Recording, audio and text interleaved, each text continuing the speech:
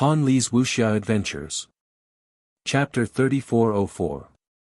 This feeling expanded even more clearly in her heart the instant she saw Consecrator Lan being flung away nimbly by a vine. The vine in Shurchen's hand tightened slightly, dragging the wailing Consecrator Lan to her side and heavily landing him on the ground. Consecrator Jiang didn't dare to be careless anymore. He hastily landed on the ground and bowed very respectfully. "Seniors, may there be some misunderstanding for you to suddenly visit the Panga clan?" Shurchen unhurriedly tightened the vine around Consecrator Lan's wrist. Like a dead dog, Consecrator Lan was dragged in front of the stoic-faced little crown princess. "Tell your clan leader to come out," Arbor said impatiently. "Don't waste any more time. There isn't much time left for you." Consecrator Jiang's heart skipped a beat, and he turned to look at the little stoic. "The clan leader left our clan's land a few days ago for an important matter," a ruthless glint flashed through Arbor's eyes. "All right then." Consecrator Jiang saw her expression abruptly change and inwardly cursed. Just as he was about to speak, he heard the little stoic girl coldly shout, "All purple forest guards, listen up. Present. Charge in with me. Kill all those who resist without mercy." She didn't have that much time to waste here with them. She seemed to have sensed that Xiaolin's situation wasn't good. For some reason, her eyelids kept twitching, and she felt that Xiaolin was in danger right now. "Wait!"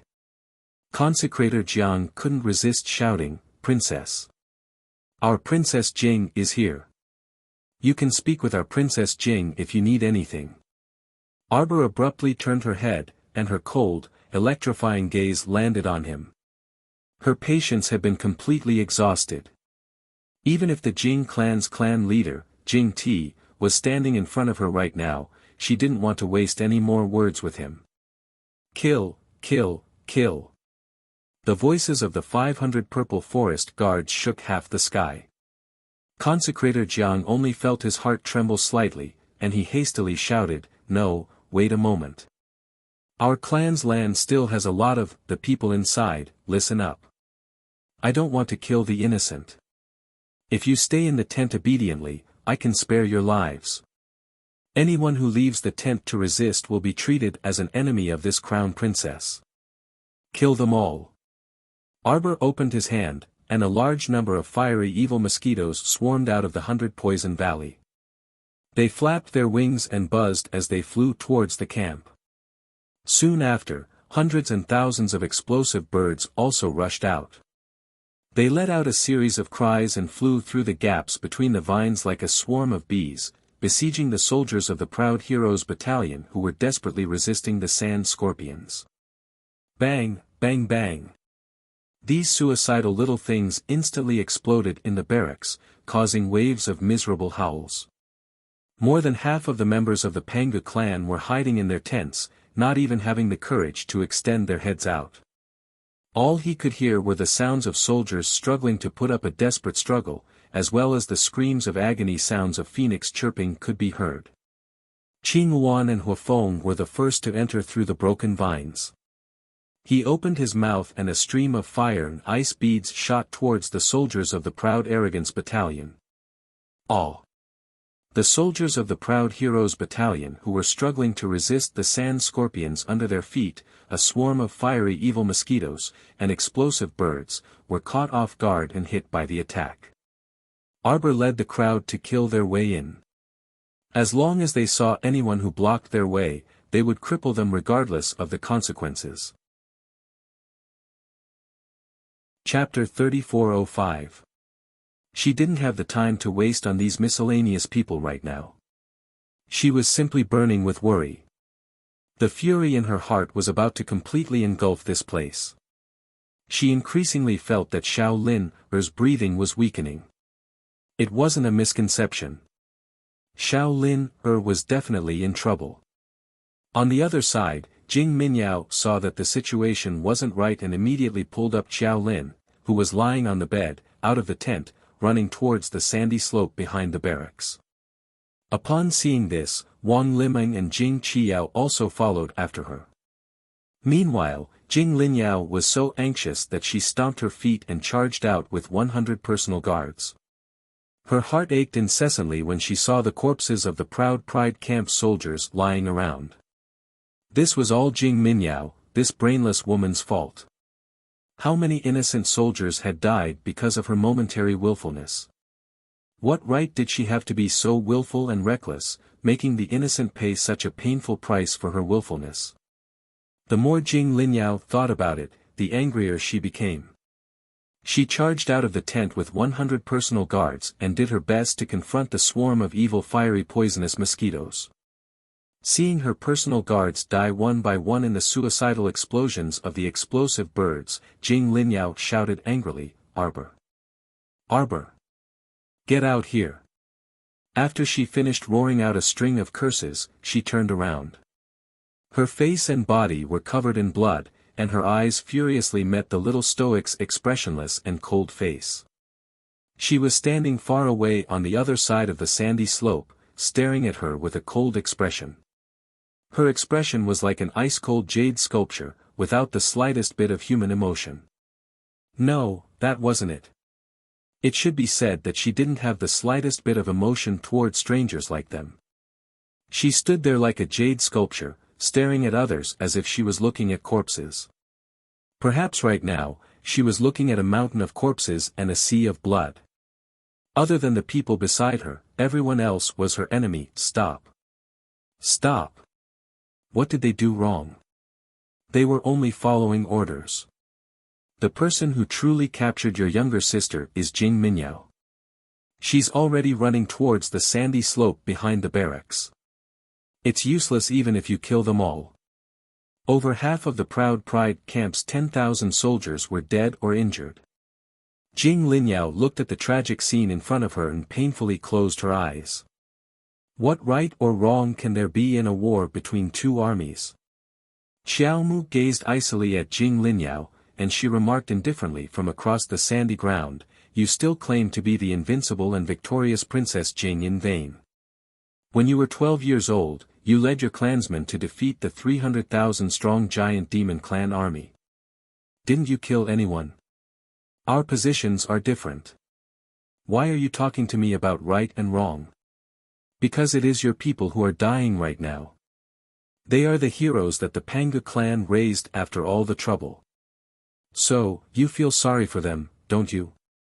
Xiao Mu's icy voice landed on Jing Linyao's heart word by word, causing her to involuntarily shudder all over. That seemed to be the case. But to be said so mercilessly like this, it was really irritating. With a wry smile, Jing Linyao summoned a long sword from her sense pool and said coldly, "Jing Linyao, please fight with the crown princess of the divine land." Arbor's eyes narrowed. With a swipe of her left hand, a thunderbolt sword that was flickering with purple light fell into her hand. Her fair little hand stroked the tip of the sword and gently flicked it. With a boom, it seemed to shatter everyone's ears. Even the swarm of fiery evil mosquitoes flying in the air couldn't help but retreat. Chapter 3406. A few days ago, her Spirit Division Record Soul chapter had advanced to the 9th level, and her Spirit Meridians had formed a 9th branch meridian. As for the Technique chapter, she specifically practiced swordsmanship in order to complement the Thunderclap sword. Today, it just so happened that she was going to test out this extremely powerful Jing Linyao. Jing Linyao was a peak level 15 spiritual master with a level 8 spiritual fire. In the Divine Province, she could be considered a rather outstanding genius among women. However, the person she wanted to challenge today was Arbor, a little monster whose talent was close to monstrous. Jing Linyao took a deep breath, and the spirit sword in her hand was enveloped in a layer of fire. Her body suddenly moved, and she swept toward Arbor like a bolt of lightning. Bam! The two swords heavily collided. An enormous force radiated from Jing Linyao's arm. Ji Chen raised her brows slightly. On the side, Dao Wuji couldn't resist applauding and cheering. Good, good. Princess Jing's move is like splitting mountains and breaking seas. It's immensely powerful. Everyone simultaneously turned to glare at him. Which country was this dunce from? Dao Wuji rubbed his nose and glanced at Ji Chen ingratiatingly. Peach Blossom, I just feel that Princess Jing is evenly matched with the little crown princess. Cough, she's worthy of being the little crown princess's opponent. Everyone chuckled at him, then turned their heads to look at the field. In the billowing sandstorm in the barracks, two slender figures flew up and down, one on the left and one on the right. They had already exchanged over 100 moves. After exchanging blows with the little stoic, the more Jing Linyao fought, the more apprehensive she felt. This little stoic was young, but her attacks were very shrewd and ruthless. She didn't have any openings from head to toe. Moreover, she had only been using her sword up until now and hadn't used any other assistance. Although her cultivation was inferior to Jing Linyao's, her actual combat strength far surpassed Jing Linyao's. Jing Linyao involuntarily chuckled bitterly, thinking that she had already lost. However, people were like this. The moment before admitting defeat, Jing Linyao still wanted to fight one more time. Crown Princess, if Jing Linyao defeats you, are you willing to agree to my withdrawal? Arbor glanced at her coldly. What's so difficult about that? Jing Linyao was secretly delighted. Without another word, she summoned a fire spirit and pointed in Arbor's direction. Go! The tip of her sword suddenly spat out a tongue of flame, like a wriggling giant snake suddenly opening its mouth and biting towards Arbor. Arbor's eyes flickered. Suddenly, he raised the Thunder Crash sword in his hand and activated the incantation. The first move of the Thunder Crash technique of the ninth heaven fell. Hundreds of lightning bolts suddenly exploded at the same time, forming a dazzling reddish-purple wheel in front of him. With a speed comparable to light, it quickly swept toward the giant snake phantom that Jing Linyao had waved out. The giant snake suddenly shattered into pieces inside the wheel. The wheel carried the terrifying power of thunder and lightning as it smashed towards Jing Linyao, who was slightly opening her mouth in front of her. In an instant, Jing Linyao was like a kite with a broken string. She was sent flying by the wheel. She fell heavily on the dusty ground and ate a mouthful of hot sand. Her expression was still somewhat dull and sluggish. She had no idea what had happened at all. One move. Lost? Jing Linyao was slightly alarmed. She coughed several times and propped herself up, wanting to sit up. However, at this very moment, she suddenly discovered that the meridians in her body were moving slightly. A majestic spiritual energy surged out of her body and instantly sucked in the spiritual energy from all directions. She was startled and promptly sat cross-legged, a trace of excitement surfacing in her eyes. Chapter 3407. After her battle with the young crown princess, she had unintentionally broken through to the peak and was about to break through to the divine realm. This sudden joy instantly drowned Jing Linyao. The few remaining personal guards by her side hurriedly ran forward and looked at Arbor with vigilance, guarding against her sudden attack. The young crown princess only looked deeply at Jing Linyao and then called for everyone to head towards the sandy slope that Jing Linyao had mentioned. Right now, she was burning with worry and didn't have the energy to find trouble with Jing Linyao. He led his men and ran towards the sandy slope behind the barracks. At a glance, she saw that there were many soldiers from the Pride camp lying in ambush in front of the sandy slope. Xiao Mu waved her hand, and countless sand scorpions crawled over with rustling sounds. Whenever someone resisted, they would immediately surround that person and gnaw on them until not even their bones were left behind. When Jing Linyao saw that Arbor was chasing after them, she hurriedly carried Jolin, who was drooping her head, out from behind the slope. She hid behind a sand wall with a hole in it and looked at Arbor through the hole. Her voice was extremely sharp as she shouted at her, "Stop right there." Arbor clenched her small fists and saw Jolin, who had fallen into Jing Linyao hands. Jolin's body seemed to be limp and she seemed to be unconscious. "You're courting death." Arbor exploded with a roar and terrifying spiritual energy erupted from her body. It was as if layers of huge waves were crashing towards the sandy slope. Bang, bang, bang, bang. The sandy slope was swept up by the spiritual energy, forming a sandstorm that was half the height of a person. The sandstorm swept towards Wang Limeng and her daughters. Jing Qiao's cultivation was lacking and she was the first to be knocked to the ground by the sandstorm. She spat out a mouthful of blood and her face was pale with fright. She lay there, not daring to move. So terrifying. Did the young crown princess want to kill the three of them?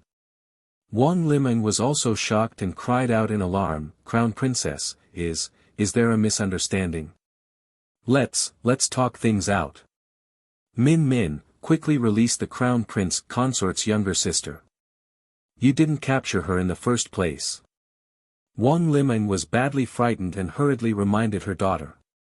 She had personally seen the young crown princess ruthlessly execute her daughter back then. At this moment, she no longer dared to provoke this vicious and merciless crown prince consort.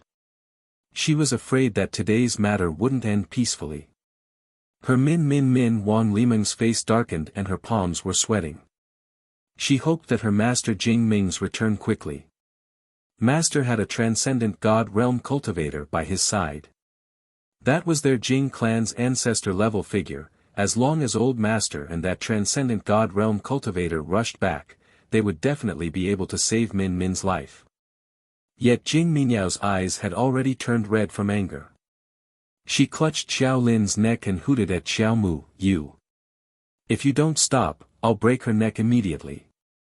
Xiao Mu's eyes shot out wisps of venomous light, and she clenched her fists as she glared fixedly at Jing Minyao. She enunciated each word, "You! Die! Freeze! Die!" Whoosh! A stream of light flashed through the air and everyone felt their vision blur. When Jing Minyao looked up again, she was horrified to find that Arbor, who was originally far away, was now standing right in front of her. She was only 3 inches away from her. She placed a small hand on her arm, causing Jing Minyao to tremble. Chapter 3408. It was as if an ice-cold venomous snake had crawled up her arm. That hand was as hard and firm as jade. It was ice-cold and emitted a chill. Ah, ah, ah, ah, Jing Minyao opened her mouth slightly and let out a suppressed cry.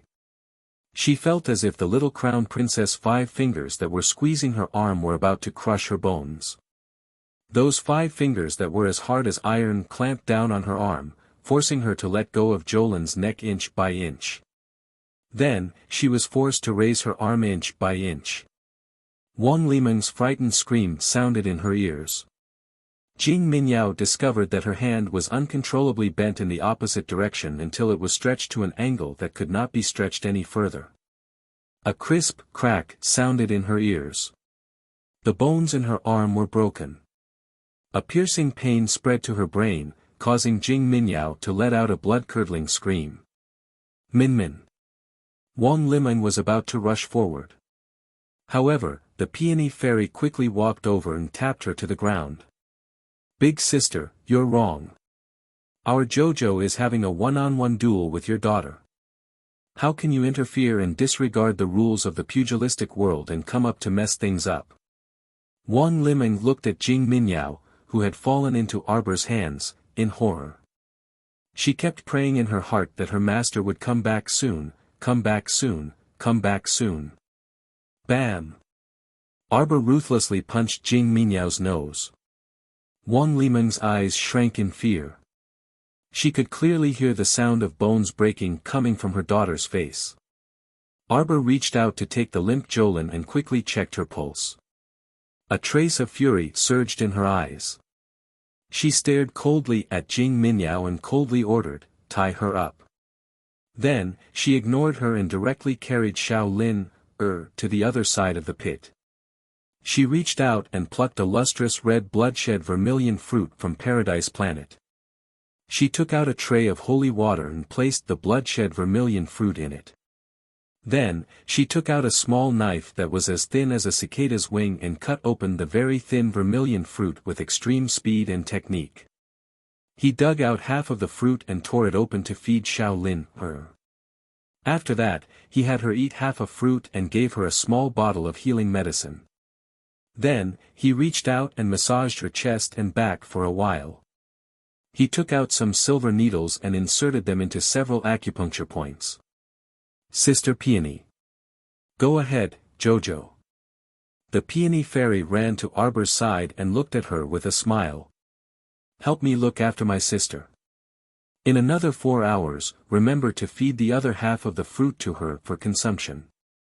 Let her eat the core when she wakes up. All right. The Peony Fairy nodded vigorously. Then she picked up Xiao Lin and ran back to the Ginkgo Fairy and the others. With Peony and Ginkgo looking after Xiao Lin, Arbor naturally felt at ease. Her cold eyes turned to Jing Minyao, who was tied to the side, and she shouted, "Guards of the Crown Princess, listen up. Yes. Gather all the members of the Panga clan. Drag Jing Minyao into their camp. This Crown Princess wants to do it in front of everyone in the Panga clan. Deal with her personally." Yes. Wang Liming got up from the ground with great difficulty and shouted, "You dare? Do you think I dare?" Arbor looked at Wang Liming coldly. Then, she waved her arm and shouted, "Tie her up." The Purple Forest Guard swarmed forward and dragged Jing Minyao into the barracks like dragging a dead dog. Chapter 3409. Let go of me. Jing Minyao was dragged for a while. She turned around and saw the 2 consecrators who were tied up by vines and thrown to the side. Her eyes met Consecrator Zhang's, and she was so angry that her lungs were about to explode. Useless, all useless things. How could they not even beat Arbor? Consecrator Jiang was truly furious now. He now knew that such a big matter was caused by Jing Minyao's ignorance. If she hadn't captured his sister first, they wouldn't have been so bored as to come knocking on their door. Wasn't this entirely her own fault? Jing Minyao still had the face to glare at others now. Unrepentant. Consecrator Jiang also glared at Jing Minyao with a stern expression, his eyes so wide that they almost popped out of their sockets. Arbor, I'm telling you, don't mess around. Jing Minyao angrily reprimanded, "My father will be back soon. If he sees you treat me like this, he definitely won't let you off." What are you doing? Don't you understand what I'm saying? Jing Minyao glared at the 2 Purple Forest Guards. You still want to fight? Why don't you first consider whether you have the ability to withstand my father's anger before acting? Slap. One of the Purple Forest Guards couldn't take it anymore and gave Jing Minyao a backhand slap, successfully shutting her up. You still dare to talk nonsense when you're about to die. The Purple Forest Guard coldly glanced at her, then dragged her to a pillar and tied her up firmly, completely ignoring Jing Minyao's clamor. Jing Minyao was stunned for a few seconds by the Purple Forest Guard's slap, then she screamed again, "Arbor! I won't accept it. Do you hear me? I won't accept it, I won't accept it. You must have used some kind of witchcraft just now. That's why you caught me off guard. I want to compete with you again. Let go of me, do you dare to let go of me? Arbor." Jing Minyao felt that Arbor must have used some kind of powerful divine weapon to assist her. Otherwise, how could she appear in front of her in an instant, catching her off guard and subduing her? A thin vine as thick as a thumb shot out from Arbor's wrist, with thorns on it. Wang Liming was so frightened that her hair stood on end. She hurriedly took a few steps forward and knelt on the ground, crying and begging, "Crown Princess, please spare me. The Crown Princess. It's Min Min's fault for not being sensible. It's my fault for not disciplining her properly. That's why Min Min is so willful. But now, your sister hasn't been hurt too much. Could you please ask the Crown Princess for my sake?" Xiao Mu swung her vine whip at her face with a backhand grip. Wang Liming rolled on the ground. Although her face avoided being hit by the vines, her shoulder was still hit. She felt the thorns tearing at her tender flesh and she grimaced in pain. Madam Jing, you don't know how to teach your daughter. This crown princess will help you. Xiao Mu berated expressionlessly. She then raised her wrist and lashed out several vine whips at Jing Minyao. Ah! Ah ah! Jing Minyao almost doubted life after being whipped by the barbed vine whip. She felt unbearable pain all over her body. From top to bottom, from head to toe, she couldn't help but tremble and twitch. Pa, pa!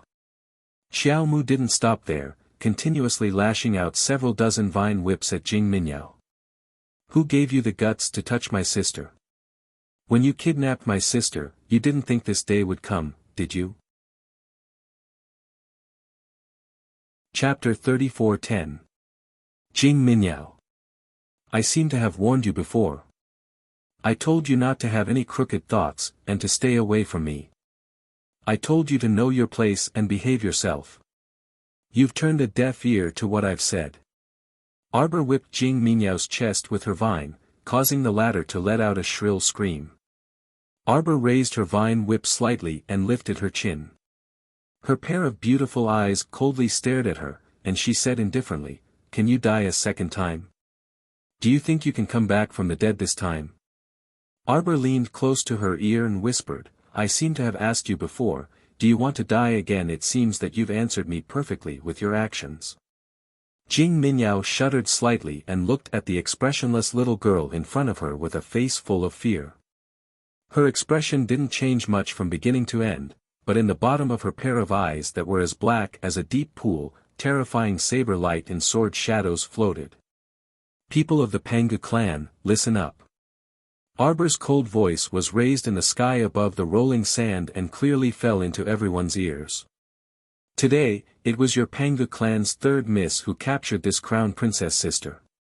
In order to save her sister, this crown princess sent troops to your clan's land to exterminate the enemy. All of this was caused by the third miss of your clan. The entire sand was covered with heads, but no one dared to make the slightest sound." Arbor pointed her vine whip at the tied-up Jing Minyao and coldly said, "No one can leave unscathed after hurting my family. Warriors of the divine land. My brothers and sisters. Let me ask you, how am I going to deal with this woman? What price do I want her to pay?" Xiao Mu's icy gaze brushed past Jing Minyao, who was trembling with her head bowed, and she suddenly raised her voice to ask. "Chop off her head. Chop off her head. Let her fall into the abyss of death for all eternity. Let her pay the price of blood. The price of blood."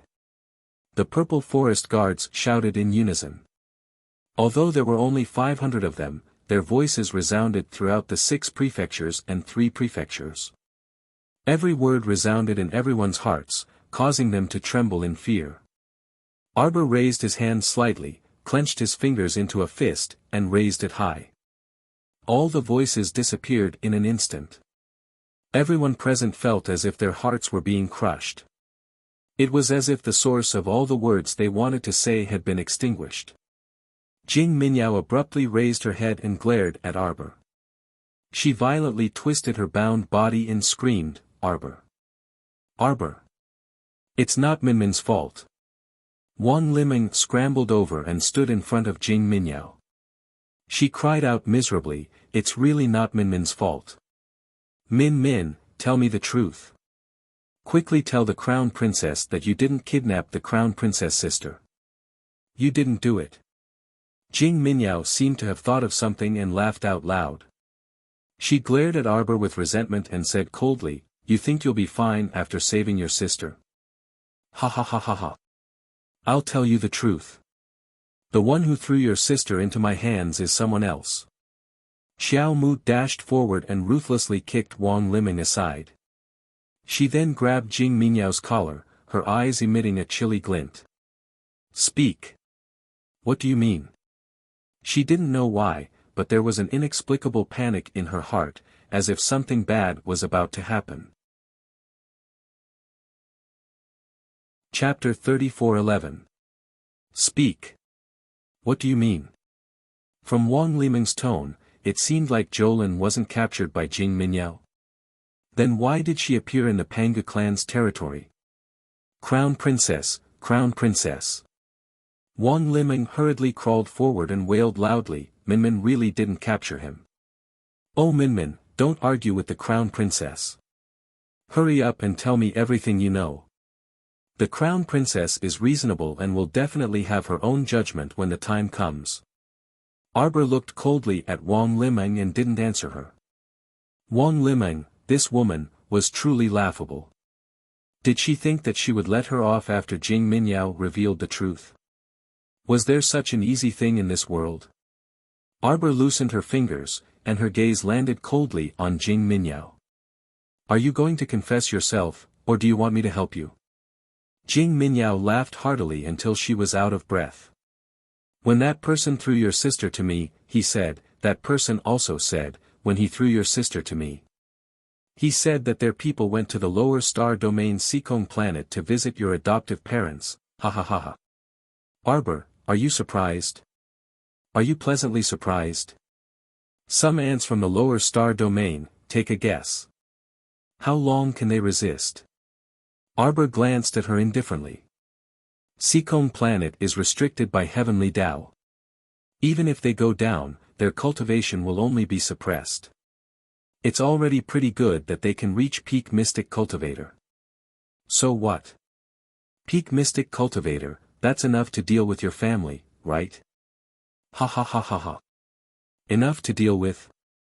Arbor couldn't help but sneer at her. But Jing Minyao didn't sense the coldness in her eyes. She was blindly immersed in her own world. When she thought of what that person said to her, she felt agitated for no reason. So what if the little crown princess was arrogant? Wasn't she still destined to be suppressed for the rest of her life?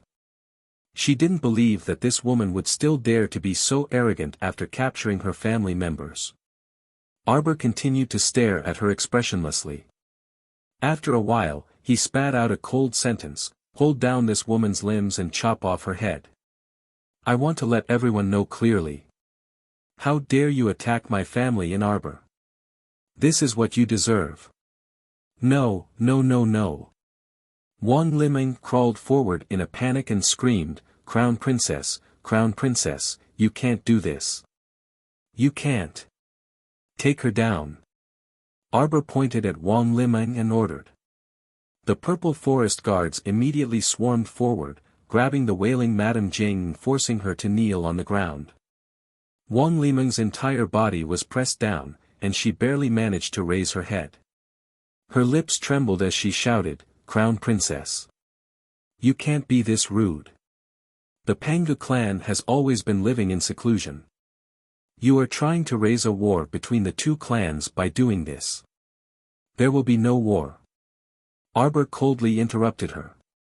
He stared at her coldly and said word by word, all of you will die. Wang Liming's expression froze. She struggled with all her might and screamed, what right do you have to punish us? My husband is on his way back. You're such an unreasonable woman. What a vicious mind you have. Are you trying to make my husband declare war on the divine prefecture? Xiao Mu looked at her disdainfully before lightly raising her hand. Immediately, a purple forest guard stepped forward with a cold face and held down Jing Minyao, who was struggling with all her might. At this moment, Jing Minyao finally felt a little afraid. She finally felt that the situation was not good. Chapter 34:12.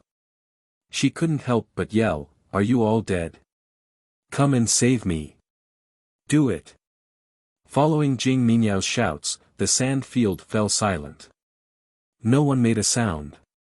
It was so quiet that even a pin drop could be heard. All the members of the Pangu clan were now glaring at the willful third miss with fury. They had heard everything the crown princess of the divine land had said just now. If this brainless woman hadn't kidnapped someone else's sister, why would they have led their people to attack the Pangu clan's territory? Damn it, she still had the face to order people around. Who would be willing to listen to her? Moreover, What the third young miss said just now had refreshed their opinion of the third young miss's stupidity. They didn't expect that there would be such a stupid person in the world who was willing to stick her neck out for others. She clearly knew that the other party had thrown the crown princess's sister here for no good reason, but she was still stupid enough to take on this hot potato. Princess Jing was such a brilliant and intelligent woman. How could she have such a foolish and ignorant sister? Wang Liming hurriedly crawled forward and rushed to Reverend Jiang and Reverend Lan. She urged loudly, "Reverend Jiang, Reverend Lan, you are the two reverends of the Panga clan. Master usually provides you with the best resources. Now that Minyao's life is at stake, you can't just stand by and watch." Reverend Jiang turned a deaf ear to Wang Liming's words. He even glanced at her and gave her a cold smile. Reverend Lan was a kinder person. He couldn't help but sigh. He signaled Wang Liming to look at their tied-up bodies. He smiled bitterly and said, "It's useless, Madam Jing. Don't waste your time on us brothers. We are no match for the crown princess and her people. If you have the time, why don't you listen to your daughter's last words?" Who are those people? The two old brothers simply couldn't see through the realms of the handsome red-clothed man and his companions beside the crown prince consort. With such a great disparity in strength, there was no way they could win. Madame Jing was really indulging in fantasy. As he spoke, Jing Minyao was already pinned to the ground by two purple forest guards. One of them drew a sword from his waist and looked at her coldly. Without saying a word, he slashed towards her head. "Spare him." A deep voice came from the sky. Everybody raised their eyes, only to see Jing Ti, the chief of the Panga clan, returning with an old man whose hair and beard were all white. Jing Minyao was pressed to the ground and was trembling. When she saw the two of them, her eyes couldn't help but light up. "Father, father! Grandpa Zhu, help me!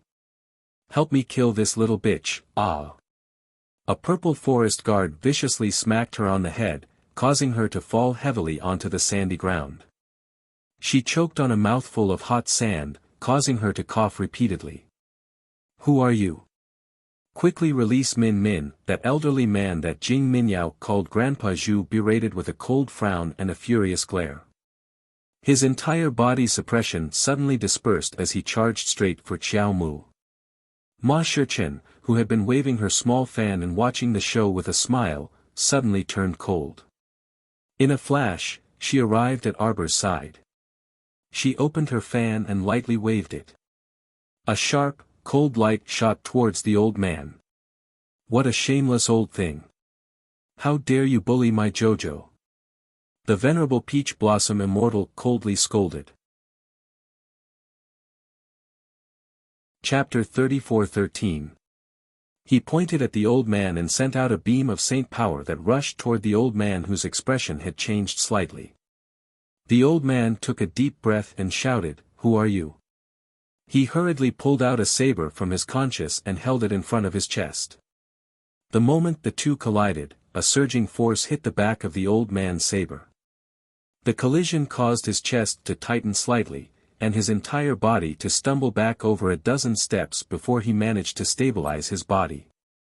The old man's expression changed. Jing Zai, the Panga clan leader, also had a sharp look in his eyes. There was a hint of disbelief in his cold, electric eyes. He was too surprised. He knew Elder Zhu's strength better than anyone else. He was at the peak of the spiritual supreme realm and a transcendent god realm expert. But now, this young man, who looked to be in his early 20s, had pushed him back a few steps with one finger. What was going on? Why was his opponent's cultivation level higher than Elder Zhu's? Xiao Mu blinked, a cold glint in her eyes. She gazed at the old man across from her and said after a while, "You're so shameless." Elder Zhu's face flushed red. He stared at Arbor with gloomy eyes. If looks could kill, Lord Jojo would have been killed by this old man many times. Yuan Shichen couldn't help but look back at the little girl. He raised his hand and patted her little head. "Jojo, how do you think we should deal with this old man? Arbor said expressionlessly, he's a hindrance. Then let me kill him. The venerable Peach Blossom Immortal laughed. He moved his finger, and a natal divine sword appeared in his palm.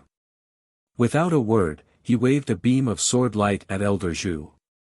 Elder Zhu's expression changed again.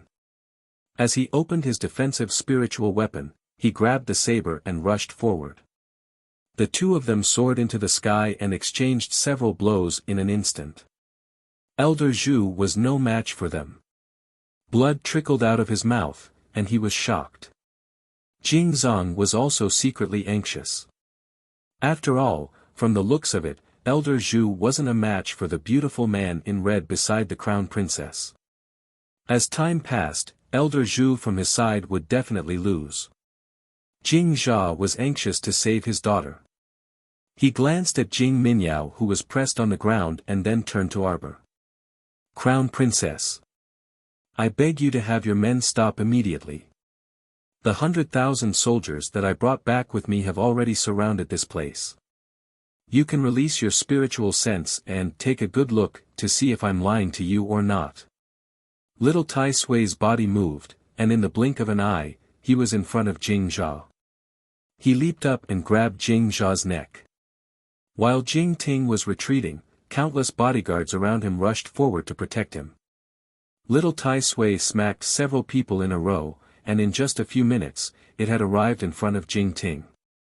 Even if I, Jing Ting, am captured by you, I will fight until the last moment.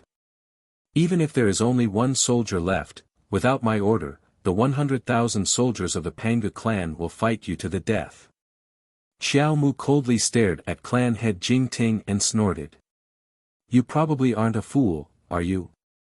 As he spoke, roars of fighting could be heard from outside the camp. Jing Ting's expression changed. He tried his best to calm his mind. Just as he was about to use his spiritual sense to check what was happening outside, he heard an extremely cold voice. Clan leader Jing, let me give you a piece of advice. Tell them to surrender immediately. Otherwise, die. Chapter 34:14. At this moment, all the hot blood in Jing Zhui's heart receded. The blood in his body almost turned into ice and snow, as if it was about to freeze inside his body. He was so cold that his teeth were chattering. He really didn't expect this at all. The crown prince of the divine province had also rushed over, and from the looks of it, he had brought an army. Jing Zhui closed his eyes slightly. The thought of exhausting the little crown princess with the advantage of numbers suddenly disappeared without a trace. Clan leader Jing, are you going to sacrifice so many of our clansmen for your daughter? A Pangu woman couldn't help but stand up and scream at Jing Zhui. Jing Minyao is such a jinx. How many people is she going to kill? Kill Jing Minyao. Kill Jing Minyao. Kill Jing Minyao. A voice rang out. The Pangu clansmen all said the same thing at the same time.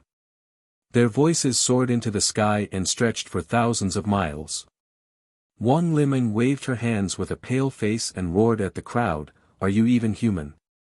You can't be so selfish. You can't let my daughter die just to appease the crown princess's anger. Kill Jing Minyao. Kill Jing Minyao. The roars rose and fell one after another without any intention of stopping. Some of the Pangu clansmen were even about to rush forward with knives, wanting to kill Jing Minyao on the spot to claim the credit. Jing Zhui signaled with his eyes, and two guards immediately ran over and beat the two Pangu clansmen who wanted to attack Jing Minyao to the ground. Wang Liming's face grew paler and paler. She hurriedly turned back to look at clan leader Jing. Master, what should we do? Jing Zhui's heart was also cold. He didn't expect that the first to betray him would be his clansmen. They must have been scared to death by the little crown princess, right? That was why they wanted to use Jing Minyao's death to end this war. It wasn't that they were wrong, but Jing Zhui felt extremely indignant. Since when had he, Jing Mao, been forced into such a state? Clan leader Jing, Do you want to continue fighting or execute your daughter to protect yourself and your people? You have to choose quickly. Arbor said coldly. Your people outside can't wait for your decision. The sounds of fighting outside the camp grew louder and louder. Jing Ting held his breath as he heard a series of arrows being fired. A lot of members of the Pangu clan must have been killed or wounded outside. Bang! The door of the camp that was wrapped in vines was kicked open by someone. Everyone looked up and saw a handsome man clad in pitch-black divine armor. He kicked open the door of the two corpses beside him and walked in quickly with a frosty expression on his face. He raised his phoenix eyes and looked coldly at Jing Zhe. His words were clear and cold. Does clan leader Jing want to fight with this crown prince? The blood sea of hell is waiting for you to cross it. Mo Lien stared at him coldly. Her voice was emotionless and cold. The bones on the ground are your future. Jing Zhui couldn't help but cry out, Your Highness, the Pangu clan has no intention of being the enemy of the divine land. I'm willing to hand over my daughter and the culprit. You can punish her however you want. Bang! Elder Zhu fell from the sky, but he didn't land safely. Instead, he was kicked down from the sky and hit the ground hard. His head was bleeding. Chapter 34:15. Jing Minyao's eyes widened as she turned to her father in disbelief. These words actually came from her father who had always doted on her. Why? How did the situation turn out like this? Shouldn't her father be here to save her? Even Elder Zhu, who was at the transcendent realm, was knocked to the ground. Seeing him climb up with a defeated expression, Jing Minyao felt a bone-chilling coldness in her chest. Was she being abandoned by her father? No, this couldn't be real. She must still be in a dream and hadn't fully woken up. Jing Minyao's eyes were bloodshot as she looked anxiously at her father, Jing Zhui. She screamed, Father, Father! Father! You can't do this! Master! Madame Jing also cried as she rushed over. She knelt at Jing Zhui's feet and gripped his robe tightly as she cried, Master, Master, I beg you. Minmin was just confused for a moment and made such a mistake. She knows her mistake now. She knows her mistake, Master. Please give her one more chance, just give her one more chance. Madame Jing cried out in a heart-wrenching manner. Jing Zhui looked at his daughter who was covered in blood and was in a sorry state. Naturally, he felt very uncomfortable. This daughter used to be the daughter that he valued and loved the most. Compared to his coldness and sternness towards his eldest daughter, Jing Zhui was completely devoted to his youngest daughter. He was really afraid that she would fall in his hands and melt in his mouth. Usually, he would give her whatever she wanted and dote on her with all his might. However, in the end was he going to personally send her to her death? Now, facing the Crown Prince's army in the Aurora Desert and facing the Crown Princess' aggression, Jing Zhui was helpless. He turned to look at Arbor and saw the latter looking at him coldly. There was no room for negotiation. Jing Zhui sighed and lowered his head to Madame Jing. Madam, let go. No, I won't let go. I won't let go. Madame Jing screamed. Minmin is my daughter. I won't leave her to die. Jing Zhui, she's your daughter too. Are you willing to send your own daughter to her death just to appease the Crown Princess? He couldn't accept it. Jing Zha's eyes turned red, too. But what could he do if he didn't want to? Can you change the current situation just because you're unwilling? He could either execute Jing Minyao or drag the entire clan down with him. These were the two paths before him. No matter what choice he made, he still felt extremely uncomfortable. Old Master! Madame Jing screamed and turned to glare at Arbor. Crown Princess! Your sister is completely fine right now. Why do you have to be so overbearing and want my Min Min to die? Xiao Mu gazed coldly at this unreasonable woman in front of her and ruthlessly slapped her across the face from a distance. My sister is fine now, but it's not because you were merciful to her. It's because she was lucky, Arbor said coldly. Furthermore, was Xiao Lin really alright? She was hit in the chest and her organs were injured. If she hadn't appeared in time to help, it would have been worse. Even if she was cured in the future, there would be repercussions. Crown Prince Consort, you're twisting words and forcing logic by saying this. Madame Jing's voice was very shrill as she turned around and crawled to Mo Lian's feet. Chapter 34:16. Madame Jing cried miserably, Your Highness, please have mercy and save Min Min's life. Isn't it unfair for the Crown Princess to do this? Is it completely reasonable for her to do this? Prince Mo looked at her coldly. It was this cold look that made Madame Jing feel as if she had fallen into an ice cellar. The Crown Prince didn't care about the life and death of the mother and daughter at all. That's right, if the Crown Prince had any pity for Min Min, he wouldn't have led the army to attack the Panga clan. Min Min must be blind to fall in love with someone like you. Madame Jing's anger exploded in an instant. She cursed fiercely, her eyes glaring at him as if she wanted to eat him up. At this moment, she was indeed very angry. If Min Min hadn't been bewitched by Jing Linyao and fell in love with the Crown Prince wholeheartedly and wanted to replace Jing Linyao as the Crown Princess of the Divine Land, how could there have been so many subsequent incidents? She hated Jing Linyao, but now she hated this cold and heartless Crown Prince even more. Impudent. The Purple Forest Guard suddenly drew his sword and pressed it against Madame Jing's neck. His eyes were filled with anger, as if the woman in front of him had tarnished the supreme deity in their hearts. How dare you be so rude to the Crown Prince, do you want to die? Xiao Mu also narrowed her eyes and very rudely scolded back, You're so shameless. Who asked your daughter to like Jojo's lotus? Scram scram scram. Who allowed your daughter to like Jojo's lotus? What a ridiculous woman. Was she born with no brains?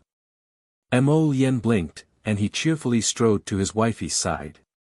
He reached out to grasp her small hand and said with a nod and a smile, Xiao Xiao, don't get angry over this kind of idiot.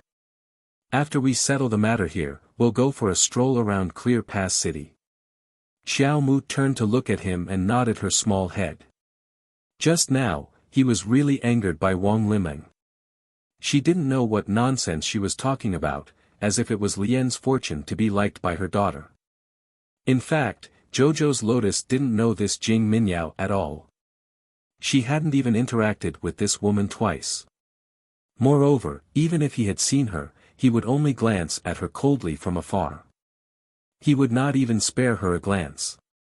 She really didn't know how this crazy woman could blame Jojo's lotus for not knowing how to educate her own daughter. Mrs. Jing was stopped by the sword, but she was still shrieking and making a scene because she loved her daughter dearly. The Divine Land is indeed powerful, but the Panga clan is not a pushover either. If you really want to force my Min Min to death, I will fight you to the death. Neither of us, Your Highness, Crown Princess, please don't lower yourself to her level. Jing Zhe interrupted Madame Jing's words. He then cupped his hands toward Arbor and glanced at the guard standing at the side. Why aren't you dragging Madame away? Jing Zhe shouted angrily, don't you think you've caused enough trouble?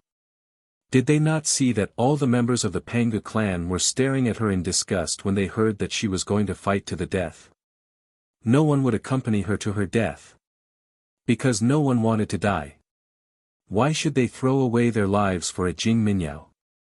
She, Jing Minyao, still wanted them to risk their lives for her stupidity and arrogance. Chapter 34:17. Ha, what a joke. Jing Zhui frowned. He glanced at the unfriendly faces of his clansmen and sighed heavily in his heart. If his wife continued to be so willful, even he, the clan leader, would lose a lot of people's support. By then, it would be even more difficult to win back the hearts of his clansmen.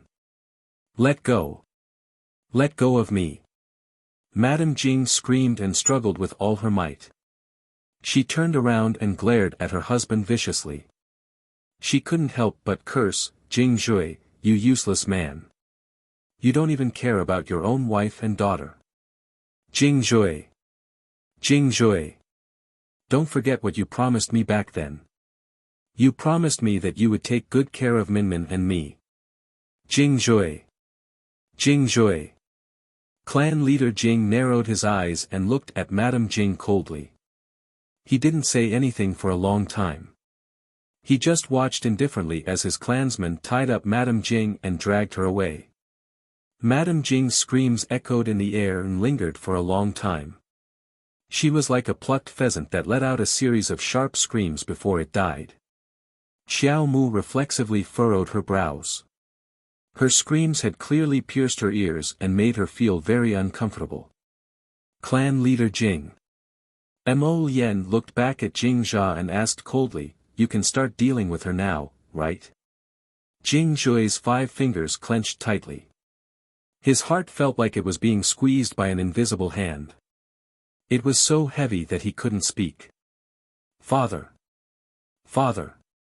Jing Minyao screamed anxiously.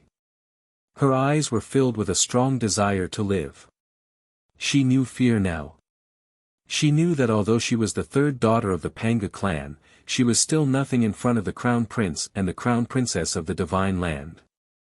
If others were to pinch her to death, it would be like pinching a weak little ant to death. They could casually stretch out a hand and lightly press down, and she would be deader than dead. Clan leader Jing. Mo Lien reminded him impatiently. Jing Jui's face was heavy. Finally, he nodded silently. Guards. Immediately, 2 members of the Panga clan walked forward, each holding a sharp dagger. Jing Minyao's pupils shrank. She couldn't help but tremble violently. That terrifying memory once again drowned her like an avalanche. She couldn't help but tremble. She remembered the day Arbor had cut her neck with a dagger. She thought of the terrible pain when she was reborn, the pain where she could neither live nor die. She thought of the painful days after she came back from the dead. Her limbs were weak and she couldn't move. She couldn't eat anything and could only drink liquids. She also thought about how she had tried her best to grow and strengthen herself, but it had been so difficult. She had finally used a secret technique to raise herself to a level 3 god-tier master, but in the eyes of others, she was still just an ant. She hated it. He hated them so much that he couldn't extricate himself. He hated them so much that he wanted to devour everyone in front of him. They were her father, her mother, her sisters, and her clansmen. However, none of them stood by her side, and none of them were willing to help her. Ah! Jing Minyao let out a shrill scream. She was forced to kneel on the ground. Her eyes were red. She shook her head and cried bitterly, Father, Father, I know I was wrong. Don't kill me, Father. Father. Chapter 34:18. Jing Zai naturally closed his eyes in extreme pain, but the hatred in his heart towards the young couple in front of him could not be stopped. If there was a chance in the future, Jing Jui secretly suppressed the hatred in his heart and turned his head to look into the distance. He could not bear to look at his daughter again. Seeing her father like this, Jing Minyao knew that this coward had completely given up on her. To put it nicely, he was doing it for the lives of the entire clan. To put it bluntly, he was doing it for his own future and life. In his eyes, no one was more important than her. Jing Minyao gritted her teeth in hatred. She suddenly raised her head and slapped a clansman in the abdomen, sending him flying. The dagger also fell to the ground with a clang. Jing Jui suddenly turned his face to look at her. His eyes were cold. Just as he was about to explode, he heard a clansman cry out in horror. Not good. The earth tornado is coming. The earth tornado was the most fatal disaster in the Aurora Desert. Looking from afar, the entire desert was blown up by a gust of wind, raising a tornado that went straight between the sky and the earth. The earth tornado moved so fast that it almost swept through the entire camp in the blink of an eye. The crowd was suddenly in chaos. Arbor reacted quickly. She first ordered Sapling to take back the little sand scorpion, the fiery evil mosquito, and the explosive bird. Looking at the members of the Panga clan who were wailing in despair inside the earth tornadoes, Xiao Mu unexpectedly frowned. She suddenly threw away the storage talisman in her hand and took the old, weak, women, and children into it. This was only temporary. There were at least tens of thousands of old, weak, women, and children here. A purple storage talisman was more than enough, but it was a little cramped in comparison. She had to save her own life first. While Arbor was doing this, her small body had already been carried away by Mo Lien. The group hid in the defensive barrier set up by the venerable Peach Blossom Immortal, Little Tai Sui, and the others, so they were not oppressed by the earth tornado for the time being. Separated by the transparent defensive boundary, Xiao Mu curiously gazed at the earth tornadoes wreaking havoc outside. For a moment, he didn't have the time to pay attention to Jing Minyao, who had fallen to the ground. Her entire body was twisted and turned by the earth tornado as she bumped into the wind. Ah! Jing Minyao was blown into the sky by the earth tornado. She landed on the sand with a thud and choked on a mouthful of sand. Her face turned red and she coughed violently. She hurriedly calmed herself down and created a defensive barrier against the wind. Unfortunately, her defensive barrier was only halfway up when she felt a surge of power behind her, hitting her in the back and sending her flying several meters away. Little Tai Sui narrowed its eyes and put down its hand. As Jing Minyao spat out a mouthful of blood, her body was once again swept up by the earth tornado and thrown into the sky. Arbor finally saw Jing Minyao's figure clearly. She was tossing about in the sky. The earth tornado tore her apart, and Arbor only saw a rain of blood sprinkling down. Jing Minyao was thrown to the ground and smashed out a big pit. Cough, cough, cough. Jing Minyao fell to the sand and was horrified to find that one of her arms had been removed by the earth tornado. Like a pitiful insect, she struggled to crawl on the ground, shaking her body as she crawled toward the feet of the Jing family head. "Father, save me, father, save me." She reached out and grabbed his robes, her other hand tugging at him as she begged him bitterly. The Jing family head closed his eyes. This daughter of his had lost an arm and was completely useless. Chapter 34:19. But to let her die like this, it seemed a bit reluctant. Jing Jia lowered his head and glanced at Jing Minyao's severed arm. Just as he was about to reach out and help her up, the earth tornado suddenly swept over again and slammed into the defensive wall he had built. Jing Jia had no choice but to use his hand to push Jing Minyao away and quickly stabilize himself. At the same time, Jing Minyao was once again swept up by the violent earth tornado, flying high into the sky with a whoosh. Jing Minyao's eyes bulged as she cried out in alarm, "Father!" Ah! The earth tornado seemed to have gone crazy, rolling Jing Minyao up and down in the sky, constantly jolting her up and down. It kept tossing her around until she wished she could lower her head and vomit. But she was in the air and had just been hit by someone else. Not only was her internal energy in a mess, she couldn't even generate the strength to open her defensive barrier. Arbor turned his head to look at little Tai Sui. That child's movements were too fast. He slapped Jing Minyao's back and immediately slapped her into the earth tornado.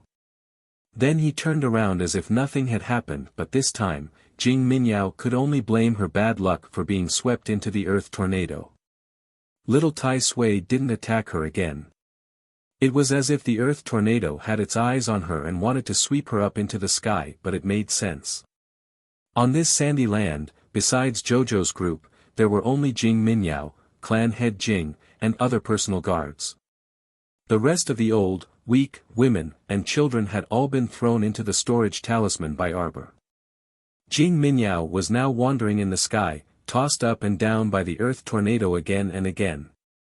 Several times, it seemed like she was going to fall, but in the end, she didn't fall. Wang Limeng's hair was disheveled as she struggled to break free from clan head Jing's personal guards. She rushed forward and wailed, "Ah! Min Min, my Min Min!" She rushed to Jing Jia, wanting to reach out and shake his body, but Jing Jia's defensive barrier blocked her outside. Madame Jing looked at him absent-mindedly and couldn't help but cry, clan head, please save Min Min, my daughter. My poor daughter." At this time, Jing Qiao also hurried to catch up with her mother. She pretended to shed 2 drops of tears. "Mother, don't be sad. Min Min is blessed by the heavens. She will definitely be fine." How could he be fine? Wang Limeng turned around and glared at Jing Qiao. She couldn't help but scold, "You make it sound so simple. How could he be fine? Can't you see that your sister is bouncing back and forth in the sky? That damned earth tornado, why did it target her Min Min? Why didn't he roll anyone else but her Min Min to play with?" This made Wang Limeng furious, but there was nothing she could do to help. Looking at her Min Min suffering in the air, Wang Limeng felt like her heart was about to bleed. "Min Min, my Min Min," Wang Limeng cried. "Mother." Jing Qiao hated that she couldn't grind her teeth. They were both her mother's biological daughters, but her mother treated her so differently. Usually, she was only good to Min Min and never cared about her biological daughter. It was fine if her mother wasn't close to her eldest sister. After all, her eldest sister wasn't her biological daughter. But she was different from her eldest sister. She was also her mother's biological daughter, okay? Why was it that ever since she was born, she had always been despised by her mother? Chapter 34:20. But Min Min had always been doted on by her mother. The anger in Jing Qiao's heart had already reached its peak. She could not help but shake off Wang Limeng's hand and raise her voice. "Mother! Why do you only have Min Min in your heart? I'm your daughter too. Aren't you worried that I'll be swept up into the sky by the earth tornado?" Wang Limeng was furious. She raised her hand and slapped Jing Qiao's face. "Evil daughter! The one being swept up into the sky by the earth tornado is Min Min. The one suffering is Min Min, not you. Why are you shouting at your mother? You want Min Min to die so badly, don't you?" Wang Limeng glared angrily at her eldest daughter. She did not hide the disappointment and hatred in her eyes. Jing Qiao suddenly couldn't stand still. She did not expect her mother to hate her so much. They were both her biological daughters. Why was there such a difference? How could Wang Limeng care about Jing Qiao's feelings? She pushed her away with a look of disdain and said coldly, "Get out of my way. Master." She turned around, wanting to break Jing Jia's defense barrier. But when she turned around, she met Jing Jia's merciless eyes. That's right, old master had already given up on Min Min. At this moment, why would he risk his life for Min Min's sake? She was the only one who could save Min Min. She was the only one who could save her daughter. Wang Limeng chased after the earth tornado with flying steps, screaming for her daughter at the top of her lungs. Xiao Mu couldn't resist taking a few more glances at her affectionate motherly face.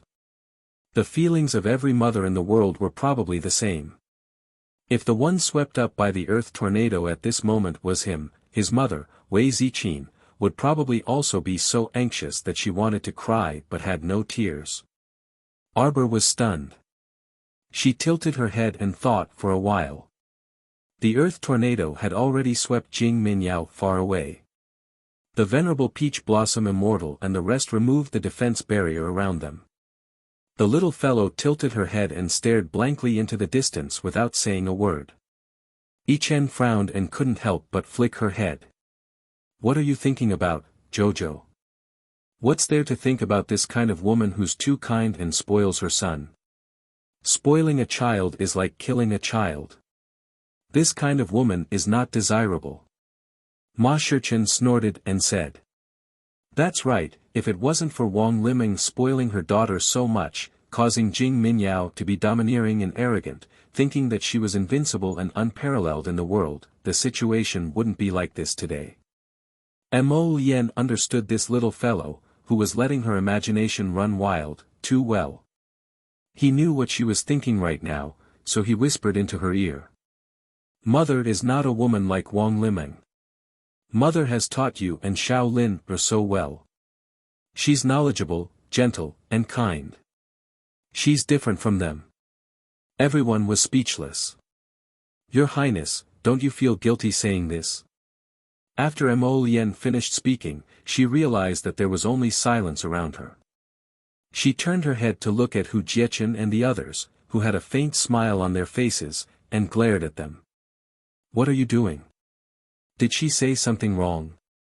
Was Jojo not good? Jojo was so good. None of them were allowed to laugh at Jojo. Cough, let's go and take a look. Hu Jiechen coughed to hide the smile at the corner of his mouth. After saying that, he stepped forward and chased in the direction of the earth tornado. Arbor asked in confusion, she's already been dealt with by the heavens. Why are you still chasing after her? Chapter 34:21. In any case, the earth tornado had already swept her far away. After a few rounds of torment, she probably wouldn't be alive. She couldn't be bothered to chase after her. She just wanted to see what would happen to this woman. She really had no interest in Jing Minyao's life or death. Mo Lien rubbed her small head, his eyes overflowing with gentleness. Silly Qiao Qiao, have you forgotten that there is still the Soul Congregation bell? Upon hearing this, Qiao Mu's eyes suddenly brightened.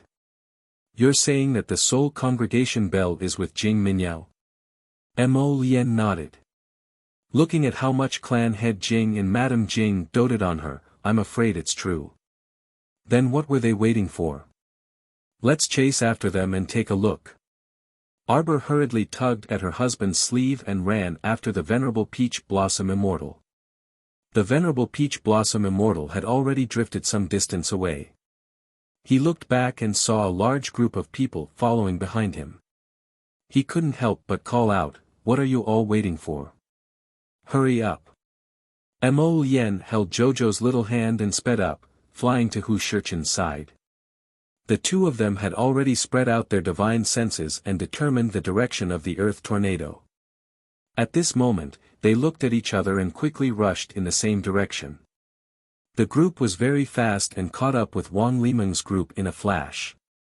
Wang Liming had already taken off her outer robe and was wearing a tight-fitting black shirt.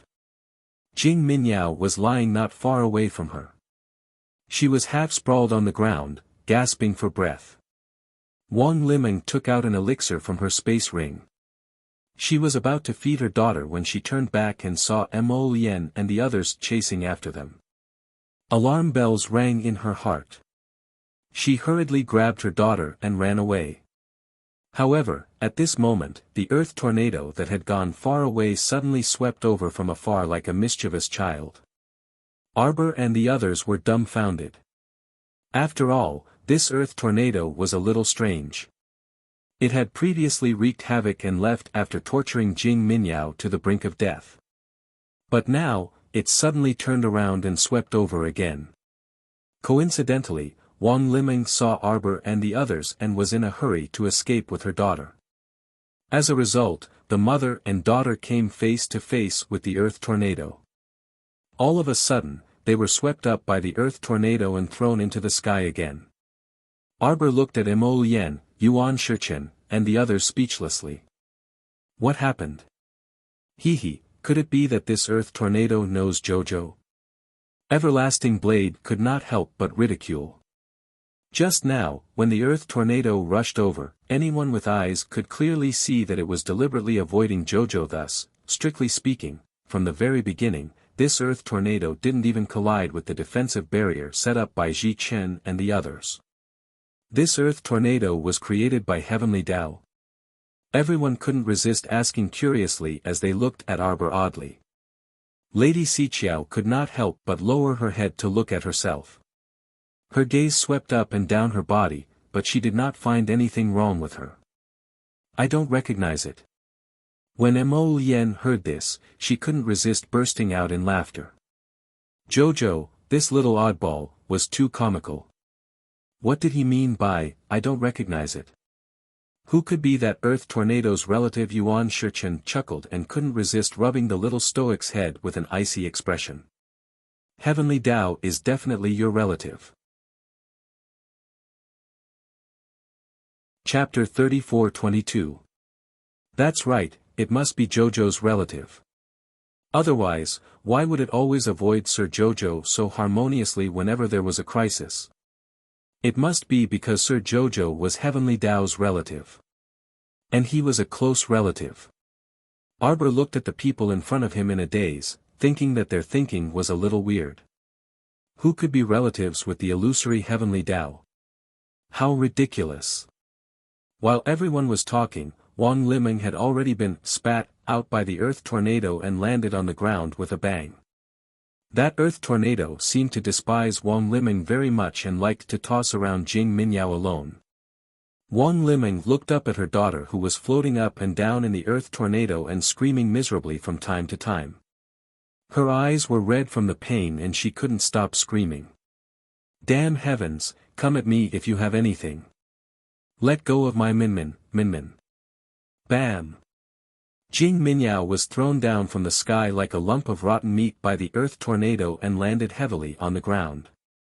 Wang Liming crawled over with tears in her eyes and carefully reached out to hold her daughter's head. She reached out to check her daughter's breathing and couldn't help but wail miserably. Minmin, my Minmin. Minmin. She wasn't breathing.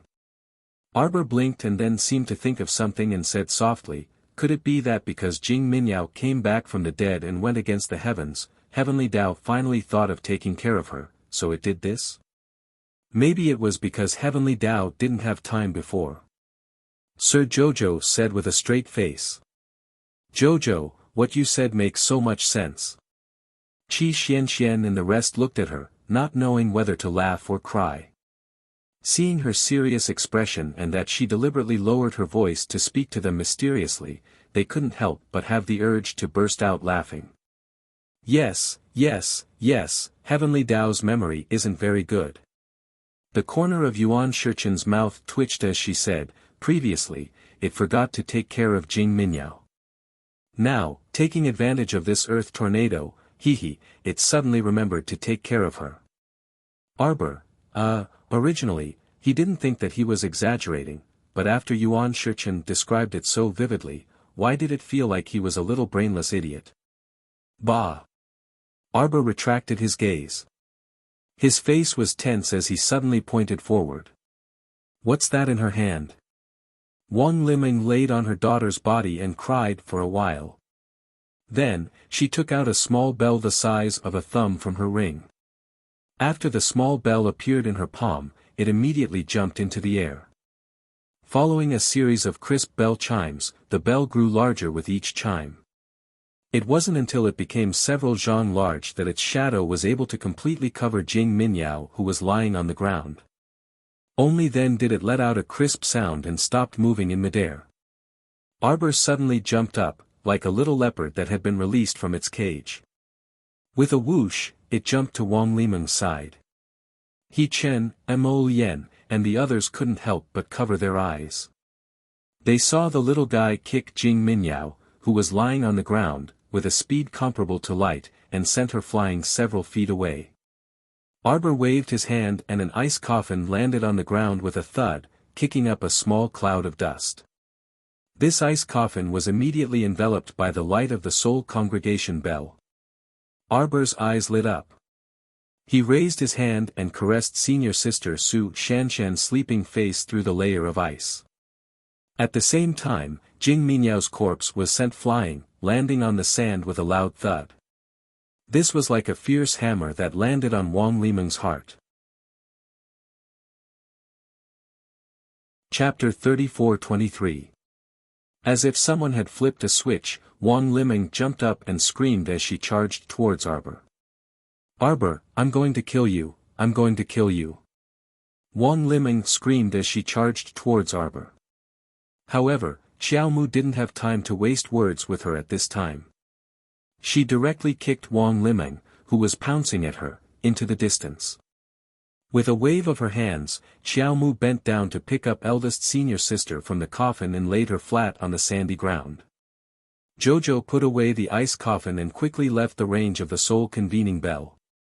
Just as she retreated, the soul congregation bell once again shot out a dazzling tricolored light that completely enveloped Su Shanshan. Arbor's eyes were filled with excitement. Her small face was brimming with rare joy. She looked up at Mo Lien and tugged at his sleeve, unable to conceal her excitement as she exclaimed, "Quickly look, Lien, eldest senior sister has been enveloped by the soul congregation bell's light." That's right. The light from the soul gathering bell had completely enveloped Su Shanshan at this moment, illuminating her fair and delicate little face. It was as if she had been painted with a layer of faint aurora, instantly giving her a trace of spirituality and life. "Don't worry, Jojo. The soul convening bell still needs some time to take effect," Ma Shichen said with a smile. Arbor knew that she couldn't be too hasty. She nodded and looked at the copper bowl-sized soul-gathering bell in front of her with bright eyes. Her eyes were filled with anticipation. Yet Mo Lien couldn't resist creasing his brows, and he reflexively grasped her small hand tightly. Looking at Xiao Qiao's expression, which was full of expectation, if she found out that the soul-gathering bell was actually useless, would Xiao Qiao be so disappointed that she would fall silent? Mo Lien squeezed her small hand and couldn't resist saying, "Xiao Qiao, you promised me before." Xiao Mu was startled. Afterwards, she looked up at Mo Lien and discerned something from his extremely serious phoenix eyes. She nodded obediently and patted his chest comfortingly. "Don't worry, I know. It's good that Grand Senior Sister wakes up, but if she doesn't, I'll find another way." How could she be the same as before, hiding in Paradise Planet for a few years as soon as she fell silent? Her current state of mind was far stronger than before. Moreover, Lotus was by her side. No matter what she encountered now, she would be able to handle it. Mo Lien looked at his wifey's expression and confirmed that she wasn't fooling him. He then let out a light sigh of relief and nodded with a smile. "I'm relieved that you can think this way." As long as his Jojo didn't go down a dead end, everything else could be solved later. The few of them exchanged a few words before Wang Liming ran over like a madwoman and slammed her head into the transparent barrier. Yes, it was the barrier. Now, the soul congregation bell had completely enveloped Grand Senior Sister, forming a complete, transparent barrier. Grand Senior Sister was lying peacefully inside the tricolored barrier. Xiao Mu gazed intently at the soul congregation bell. Only she could hear her thumping heart. It seemed that she had waited for too long. So long that she almost thought that Grand Senior Sister would never return to her side. Now, had the day finally arrived? Chapter 34-24. Su Shanshan was surrounded by the tricolored light, as if she was bathed in the tricolored holy light, serene and tranquil. Wang Liming was in a sorry state, but she struggled to crawl up from the ground. She scrambled over and hugged her daughter, Jing Minyao, before turning to glare at Xiao Mu with resentment and venomous eyes. She lowered her head and repeatedly called out, "Min Min, Min Min, Min Min." Jing Minyao's eyes were closed, motionless. Wang Liming reached out and touched Jing Minyao's nose, only to feel a bone-chilling cold. She couldn't help but shiver as she screamed out, "Min Min." She hurriedly hugged her daughter and rushed towards the tricolored barrier covered by the soul-gathering bell. Her head hit the transparent barrier, and with two bangs, she slammed into the barrier. However, the soul-gathering bell had already come into effect, the people outside naturally couldn't get in. What's more, it was a sacred tool, if it was so easy to break through the barrier, it would be ridiculous. "Min Min. It's not like this. Wang Liming tried her best to hit the barrier and exclaimed, "It's not like this. Mother." Jing Qiyao rushed over and grabbed her mother's arm. "Mother, don't be like this, okay? Min Min can't be saved, mother." "Who said you can't be saved?" Wang Liming shook off Jing Qiyao's hand and glared at her, as if looking at an enemy. "You can't wait for your sister to die, can you? How could I give birth to such a heartless thing like you? If I knew you would become like this, I wouldn't have kept you when you made me suffer so much pain that I almost died from dystocia." Jing Qiyao's eyes widened in shock as she looked at her mother who said this in front of her. "So, it's not that I'm not good enough, and it's not that I'm disobedient. It's because when I was born, I almost caused mother's death, so mother has always looked down on me." Jing Qiyao sternly questioned, her pair of eyes became incomparably red. "Yes." Wang Liming hugged Jing Minyao in her arms and stiffly replied with a single word. Jing Qiyao laughed like a madman. She finally had an answer to the question that had troubled her for so many years. However, it was better for her to have an answer like this forever. Good, good, good. Jing Qiao nodded repeatedly, her eyes coldly staring at Wang Liming and Jing Minyao. "Don't you love your youngest daughter the most? Don't you only have Minmin all day long?" Jing Qiao suddenly pounced over and grabbed Jing Minyao's legs, forcefully pulling her to her side. "What are you doing? What are you doing, Jing Qiao, are you crazy?" Wang Liming screamed and rushed forward to save her daughter. "You're the crazy one. Look at your daughter, whom you dote on so much, and what kind of idiotic character she has become. Look at the sins you've committed." "Shut up." Wang Liming screamed and interrupted Jing Qiao's words. She glared at Jing Qiao coldly and snapped, "I told you to shut up, shut up, shut up." Jing Qiao snatched Jing Minyao's body and choked Jing Minyao's neck, forcing her to raise that lifeless face. She laughed crazily, "Do you see? Do you see, my good mother? Your most obedient daughter is now thoroughly dead, she can't be saved." "Shut up." Wang Liming's eyes were bloodshot. Chapter 34-25. She tried to pounce on her several times, but was kicked away by Jing Qiao in her crazed state. Wang Liming fell to her knees with a plop, slapping the sand as she wailed, "How did I give birth to a beast like you? Beast, beast! You won't even let off your own sister. What sin have I, Wang Liming, committed?" Oh. Her husband was unreliable, her most beloved daughter couldn't be saved, and her second daughter, who was usually like an invisible person, was actually going against her like a madwoman at this time. She hated these people in front of her. She hated every single one of them. Wang Liming took out a spirit breakthrough pill from her ring and swallowed it. Her aura began to rise steadily. Jing Qiao's heart jumped. She grabbed Jing Minyao's neck and retreated a few steps. She stared vigilantly at her mother, and her voice became sharper as she shouted, "Mother, do you still not understand? Minmin can't be saved. Minmin has already used the soul congregation bell once, she can't use it a second time. Ah! I'll kill you, you beast." Wang Liming's eyes were red as she pounced on Jing Minyao, slapping her fair cheek. Arbor looked at this scene in astonishment. She opened her mouth slightly, as if wanting to say something, but she didn't say anything and just tightly pursed her lips. Mo Lien looked down at her and reached out to pull her into her arms. She patted her lightly and said in a low voice, "See, I already said that this woman isn't our mother. Look at her selfish appearance.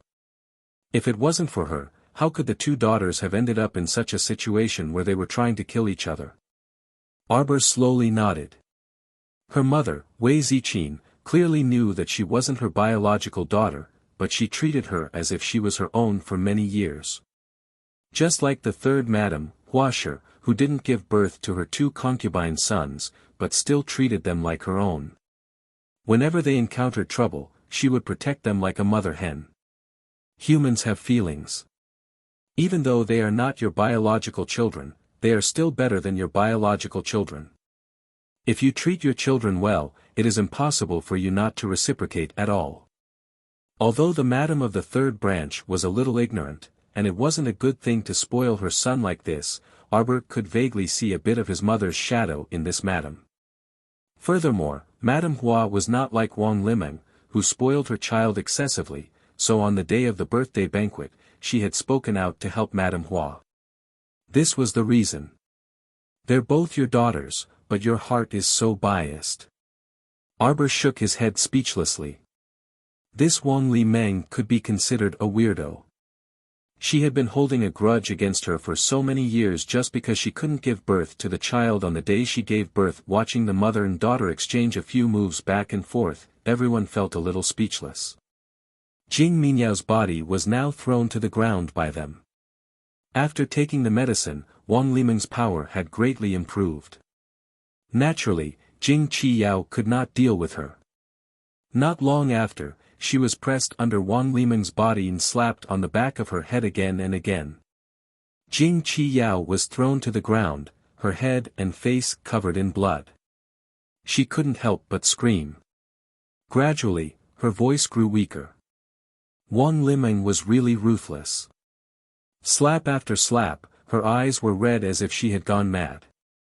She slapped the back of her daughter's head again and again. Chapter 34-26.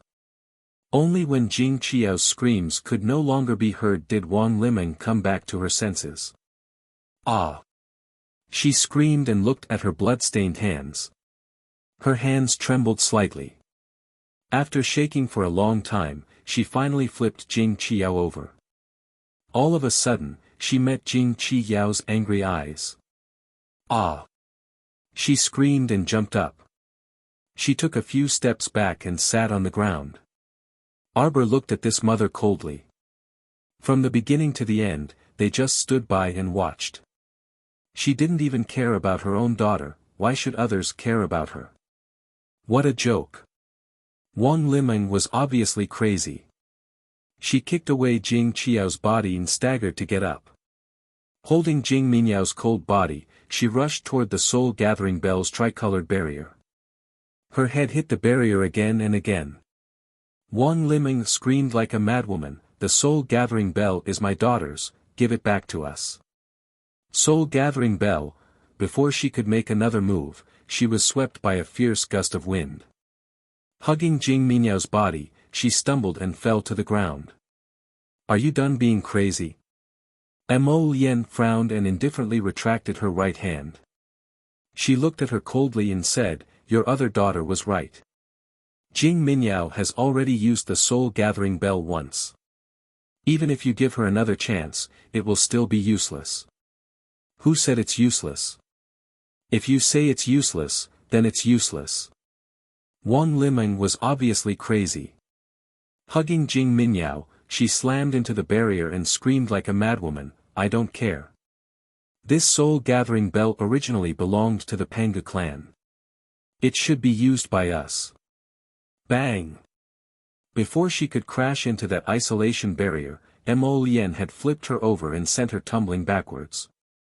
Wang Limeng's face, hands, and body were all covered in blood.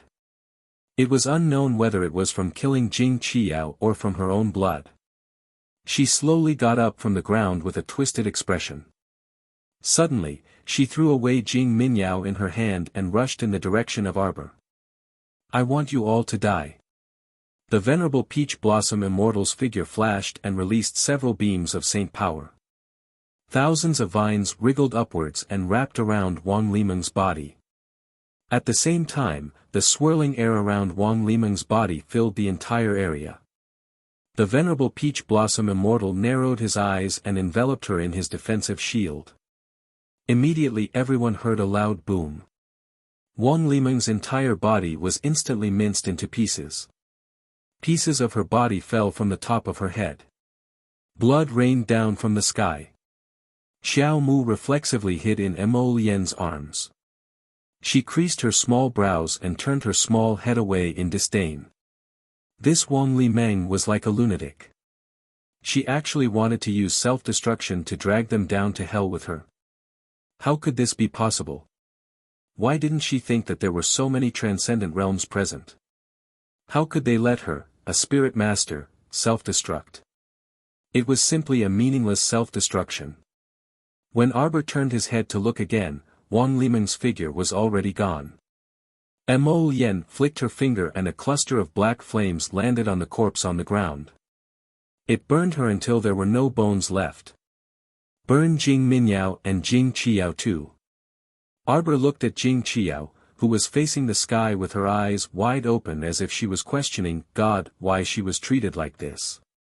He could not help but shake his head. Chapter 34-27. Wang Limeng was truly interesting. She didn't like her daughter, Jing Qiao, very much because of her difficult labor. In the end, she was so deranged that she killed her. This kind of mother simply couldn't compare to her mother, Wei Ziqin. Zhou's lotus was right. Wang Limeng and her mother, Wei Ziqin, were two completely different types of people. With a flick of Mo Lian's fingers, 2 clusters of black fire landed on Jing Minyao and her sister's bodies, incinerating them completely. Only then did everyone turn to look at Su Shanshan, who was enveloped by the Soul Congregation bell with her eyes closed and a peaceful expression on her face. A long time had passed, so long that Arbor couldn't help but slightly clench her fists. Her expression also started to show some unbearable restlessness. Mo Yen could see her unease, so she reached out to hold her small hand and said softly, "Don't be anxious." Could it be that it was as Lotus said, that this Soul Congregation bell really might have no effect on eldest senior sister? Arbor's hand, which was hidden in her sleeve, clenched tighter and tighter. The moment she thought of this, even her breathing seemed to quicken. Mo Yen pulled out her other small hand, which was hidden in her sleeve, and gently pried open her fingers one by one. She smiled and looked down at her. "Zhou is nervous." Arbor nodded, her pair of black eyes staring unblinkingly at the man in front of her. Although she had already prepared herself for the worst, she still had great expectations and hopes in her heart. She wanted eldest senior sister to come back to life. She wanted eldest senior sister to return to the Holy Water sect. She had been lying alone in the ice coffin for so many years. It had been long enough. "Quickly look," Qi Xianxian shouted, drawing Arbor's attention back to eldest senior sister. The 3 beams of light shot out by the soul-gathering bell had already disappeared, and the whole bell was shrinking in the air. Then, it suddenly broke into pieces and fell to the ground. Mo Lian's reaction was the fastest.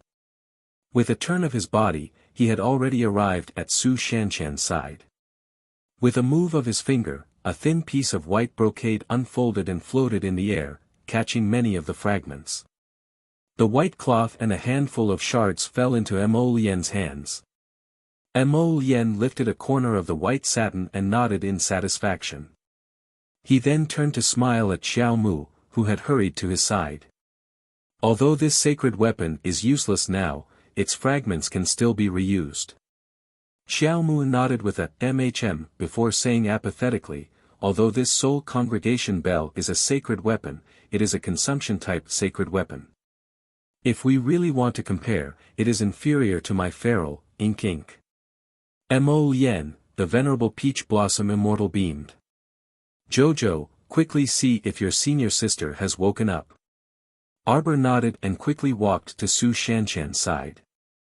She crouched down and cautiously inched closer to Su Shanshan's small face, which had regained a bit of color.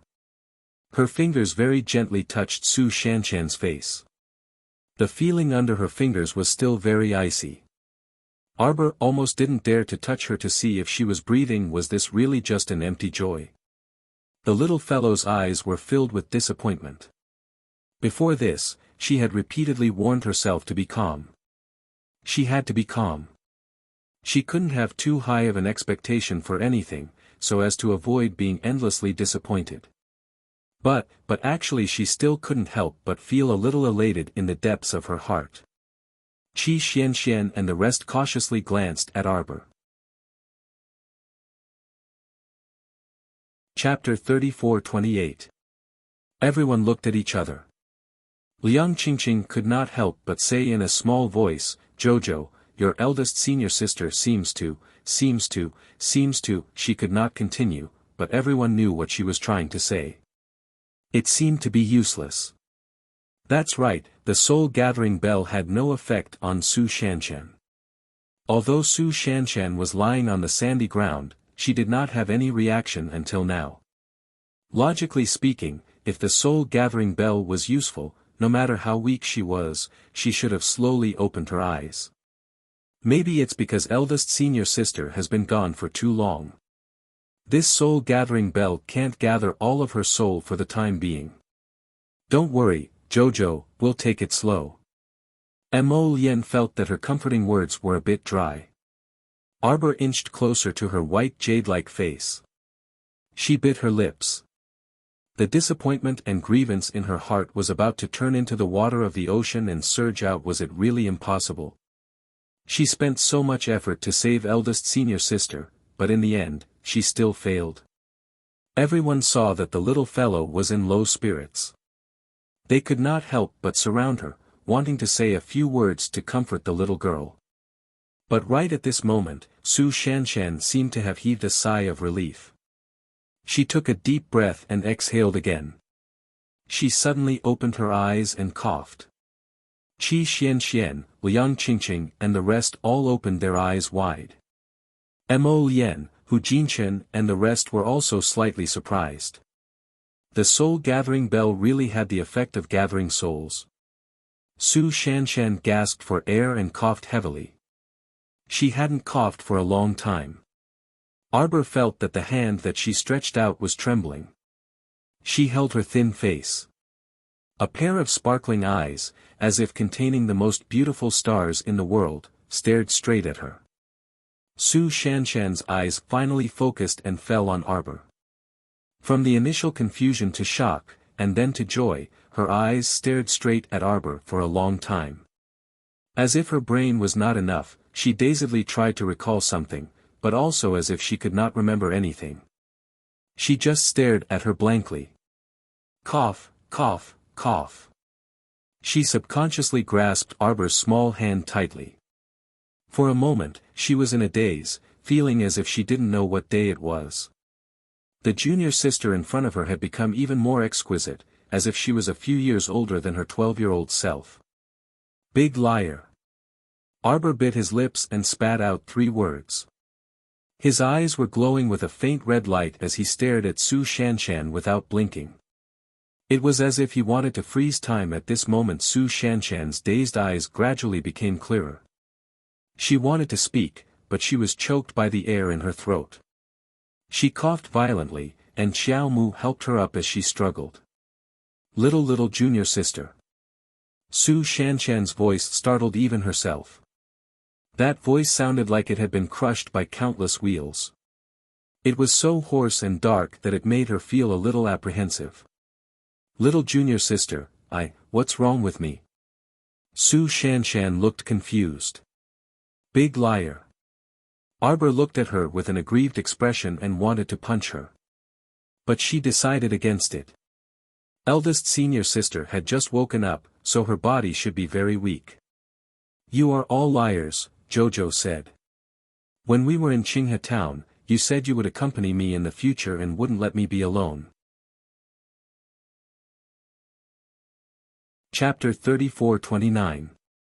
But later I hugged Third Martial Ant's head and placed her by your side. I called you eldest senior sister, and I called Third Martial Ant, but neither of you paid any attention to me. As Arbor spoke, she felt that she was really strange. Why did it seem like transparent water droplets were falling from her eyes again? Su Shanshan's heart tightened. She felt that some of her memories seemed to be a bit jumbled up. Although she didn't quite understand what was going on, she still reached out and pulled her little junior sister into her arms, hugging her tightly. Then she said very firmly, word by word, Don't worry, little junior sister. Eldest senior sister won't lie to you in the future. Definitely. Arbor lay on her shoulder soundlessly. It seemed like she could only feel her body trembling slightly. But Su Shanshan felt that her shoulder was scorching hot, as if something was burning a hole there, as if something was pouring into her veins. It was as if everything in front of her seemed to come alive again. The two apprentice sisters went to Paradise Planet, as if they had endless things to talk about. Su Shanshan discovered that time had already moved forward by 4 years. Naturally, she was very surprised. She had too many things to understand. Although you asked Jojo 10 questions, she would probably only answer one, but Su Shanshan had long gotten used to this little fellow's personality, so they could chat for a while. Mo Lien's side was much more straightforward. After Jojo left, Mo Lien summoned Huifeng and had him take people to finish off the Panga clan's patriarch Jing Ti, as well as all of the Panga's direct descendants. Don't leave any loose ends behind, Mo Lien instructed indifferently. Today, they brought so many people to force the Panga clan's patriarch Jing to finish off his daughter, Jing Minyao. Although Patriarch Jing had given in, Mo Lien never believed that human nature would give in so easily. Patriarch Jing probably hated her and Jojo to the core right now. If he was given a chance, he would definitely plot a counterattack. That would be too troublesome. Mo Lien did not want to waste her time cleaning up the mess left by the Panga clan. She might as well annihilate all their direct descendants. As for the old, weak, women, and children of the Panga clan, for the civilians, it did not matter much who was in power. As long as they had enough food and drinks, they were happy enough. Huifeng led the Purple Forest Guard and a group of Clear Pass City border guards over. Arbor and Su Shanshan chatted for a while. Seeing that she didn't look well, he was worried that her body might not be able to take it, so he persuaded her to rest. By the time Arbor came out of Paradise Planet, Huifeng had just returned with his men, and he quietly reported to Mo Lien several times. Mo Lien nodded indifferently, indicating for Huifeng not to say anything else. She then walked towards Arbor. Xiao Mu glanced at him in confusion. What are you blabbering about? Nothing. Mo Lien smiled and pinched her little face. Jojo, come with me. Okay. Arbor followed him and returned to the Panga clan's camp. Arbor suddenly remembered the people he had stored into his storage talisman. He waved his hand and let them all out. The Panga clansmen all knelt down in gratitude and thanked him for saving their lives. They had all seen how dangerous the situation had been and remembered it in their hearts. The Crown Princess had put aside their former enmity and stored them into a magical artifact. That was how a great disaster had been averted. Chapter 34:30. To the Panga clansmen, they didn't know that it was Arbor's storage talisman. They only thought it was a spatial artifact. In any case, no matter what, the Crown Princess was so magnanimous that she didn't vent her anger on the Panga clansmen and saved their lives regardless of the gains and losses. Everyone was grateful and respectfully knelt on the ground to express their gratitude. Mo Lien had Huifeng make arrangements for these people. Before Arbor left, he heard Huifeng say in a clear voice, "Your clan leader was obliterated by the heavenly Tao in this earth tornado. As for your madam and the 2 young misses, they were also executed by our crown prince for disobeying his superiors.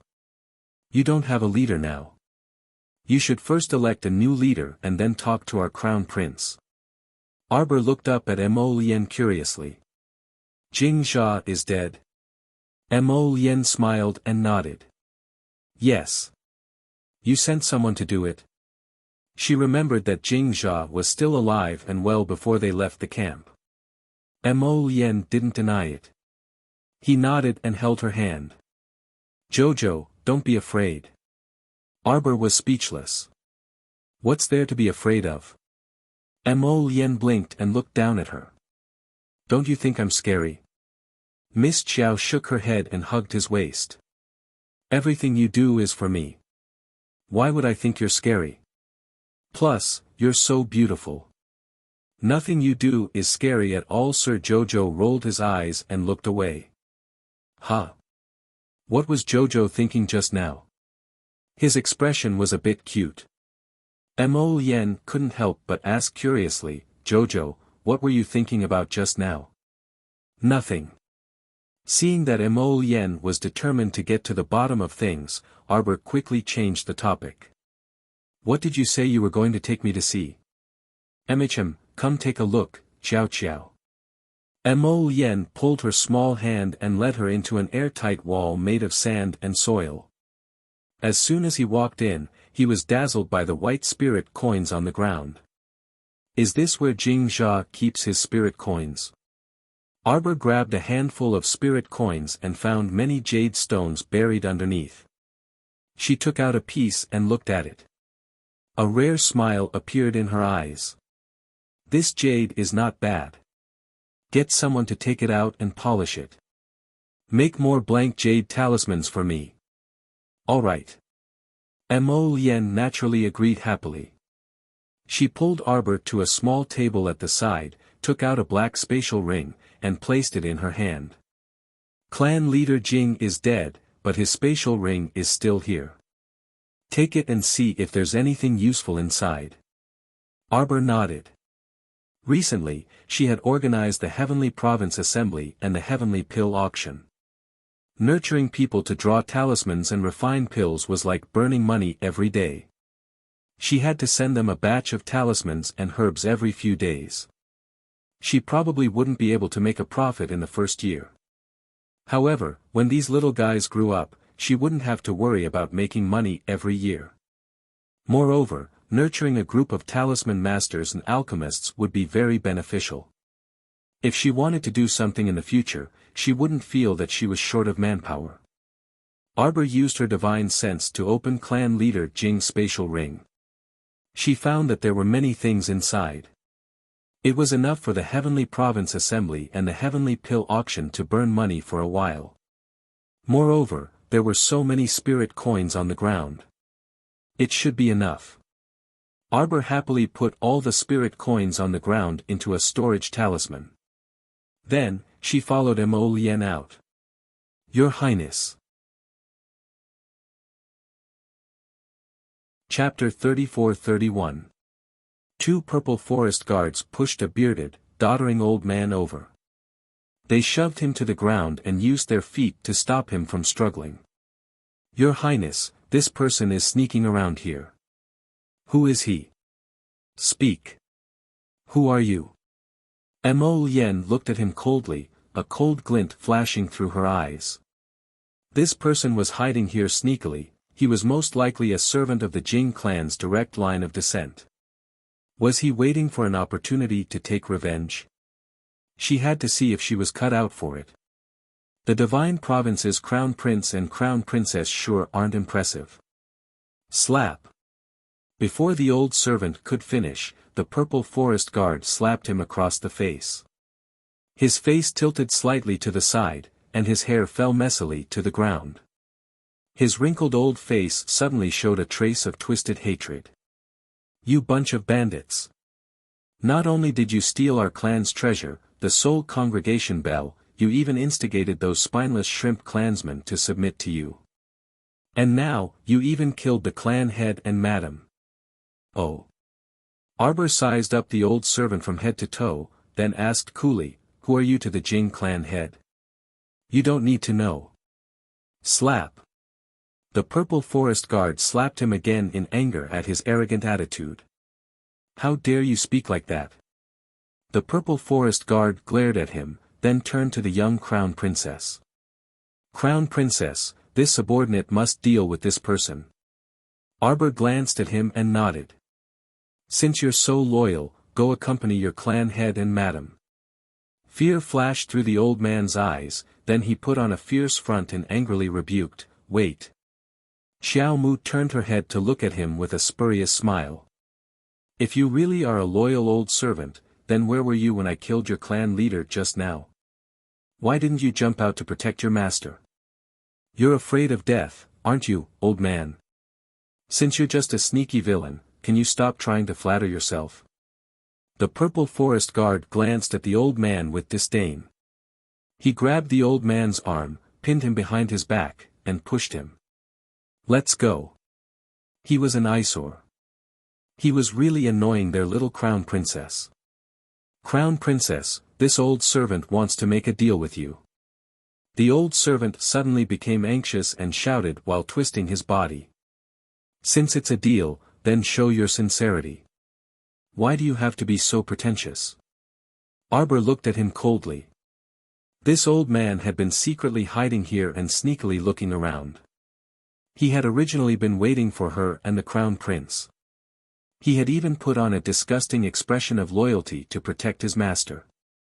Who exactly was he trying to show? The old man's eyes flashed and he hurriedly said, "This old servant is called Jingu."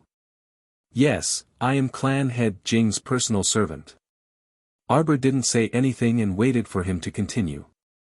"Not long ago, the clan head ordered me to send people to the lower star field to investigate the crown princess background. When the second miss was brutally slaughtered by the crown princess and was carried back to the soul congregation bell to gather her soul, clan head Jing ordered this old servant to send people to investigate." Arbor looked at the old man expressionlessly, a burning flame dancing in her eyes. Seeing that she didn't say anything, the old man could only continue. "After that, this old servant sent a group of people to the lower star field. The first few times we went, we were blocked outside by a large shielding formation." The old man carefully glanced at Arbor's expression. Chapter 34-32. There were also a few times where they lost their lives in special passageways. Therefore, this old servant has sent out about 10 groups of people, but it seems that only one group successfully arrived at the capital of the Mo Kingdom. It's this group of people who arrived at the Mo Kingdom capital with great difficulty. They've sent back 2 messages to me, saying that another group of people also arrived at the Mo Kingdom capital at the same time. It seems like they also want to attack your family. However, it's very unfortunate that the group of people I sent later seem to have been annihilated by someone in the Mo Kingdom capital. They were like pebbles thrown into the sea, and no more news came back. After saying this, that old man glanced at the expressionless Xiao Mu again. He gritted his teeth and said, "This old man means, I know that you want to say that Jing Minyao is merely taking the blame for someone else. The real culprit may still be hiding behind the scenes." Arbor said coldly, "Jing Minyao also said that Jolin was thrown to her by a black-robed man." "Who is this black-robed man?" The old man's eyes flickered, and he shook his head and said, "This old servant does not know." Arbor shot him a cold glance. "What do you want by saying so much? Honorable Crown Princess." The old man suddenly changed into a rather flattering attitude, bowed and said, "This old servant is telling you all this because," his eyes rolled, and he chuckled. "This old servant is also an old member of the Panga clan. Even if I don't know the Panga clan's past like the back of my hand, I am still very, get to the point." Arbor coldly interrupted him, looking at him with a mocking gaze. "Crown Princess, if you can hand over the Panga clan to this old servant to manage," then, as soon as he finished speaking, the thunderous cheers of the Panga clan members came from the other side. The new clan leader candidate had probably been chosen. Arbor looked at him with a mocking gaze. "You heard it too. You don't have a chance." Jing Chu gritted his teeth unwillingly, but he still said with an obsequious smile, "In that case, Crown Princess, please agree to a small request of mine. I was originally the guardian of the Soul Convening Bell. I have an extraordinary sense of familiarity with the Soul Gathering Bell.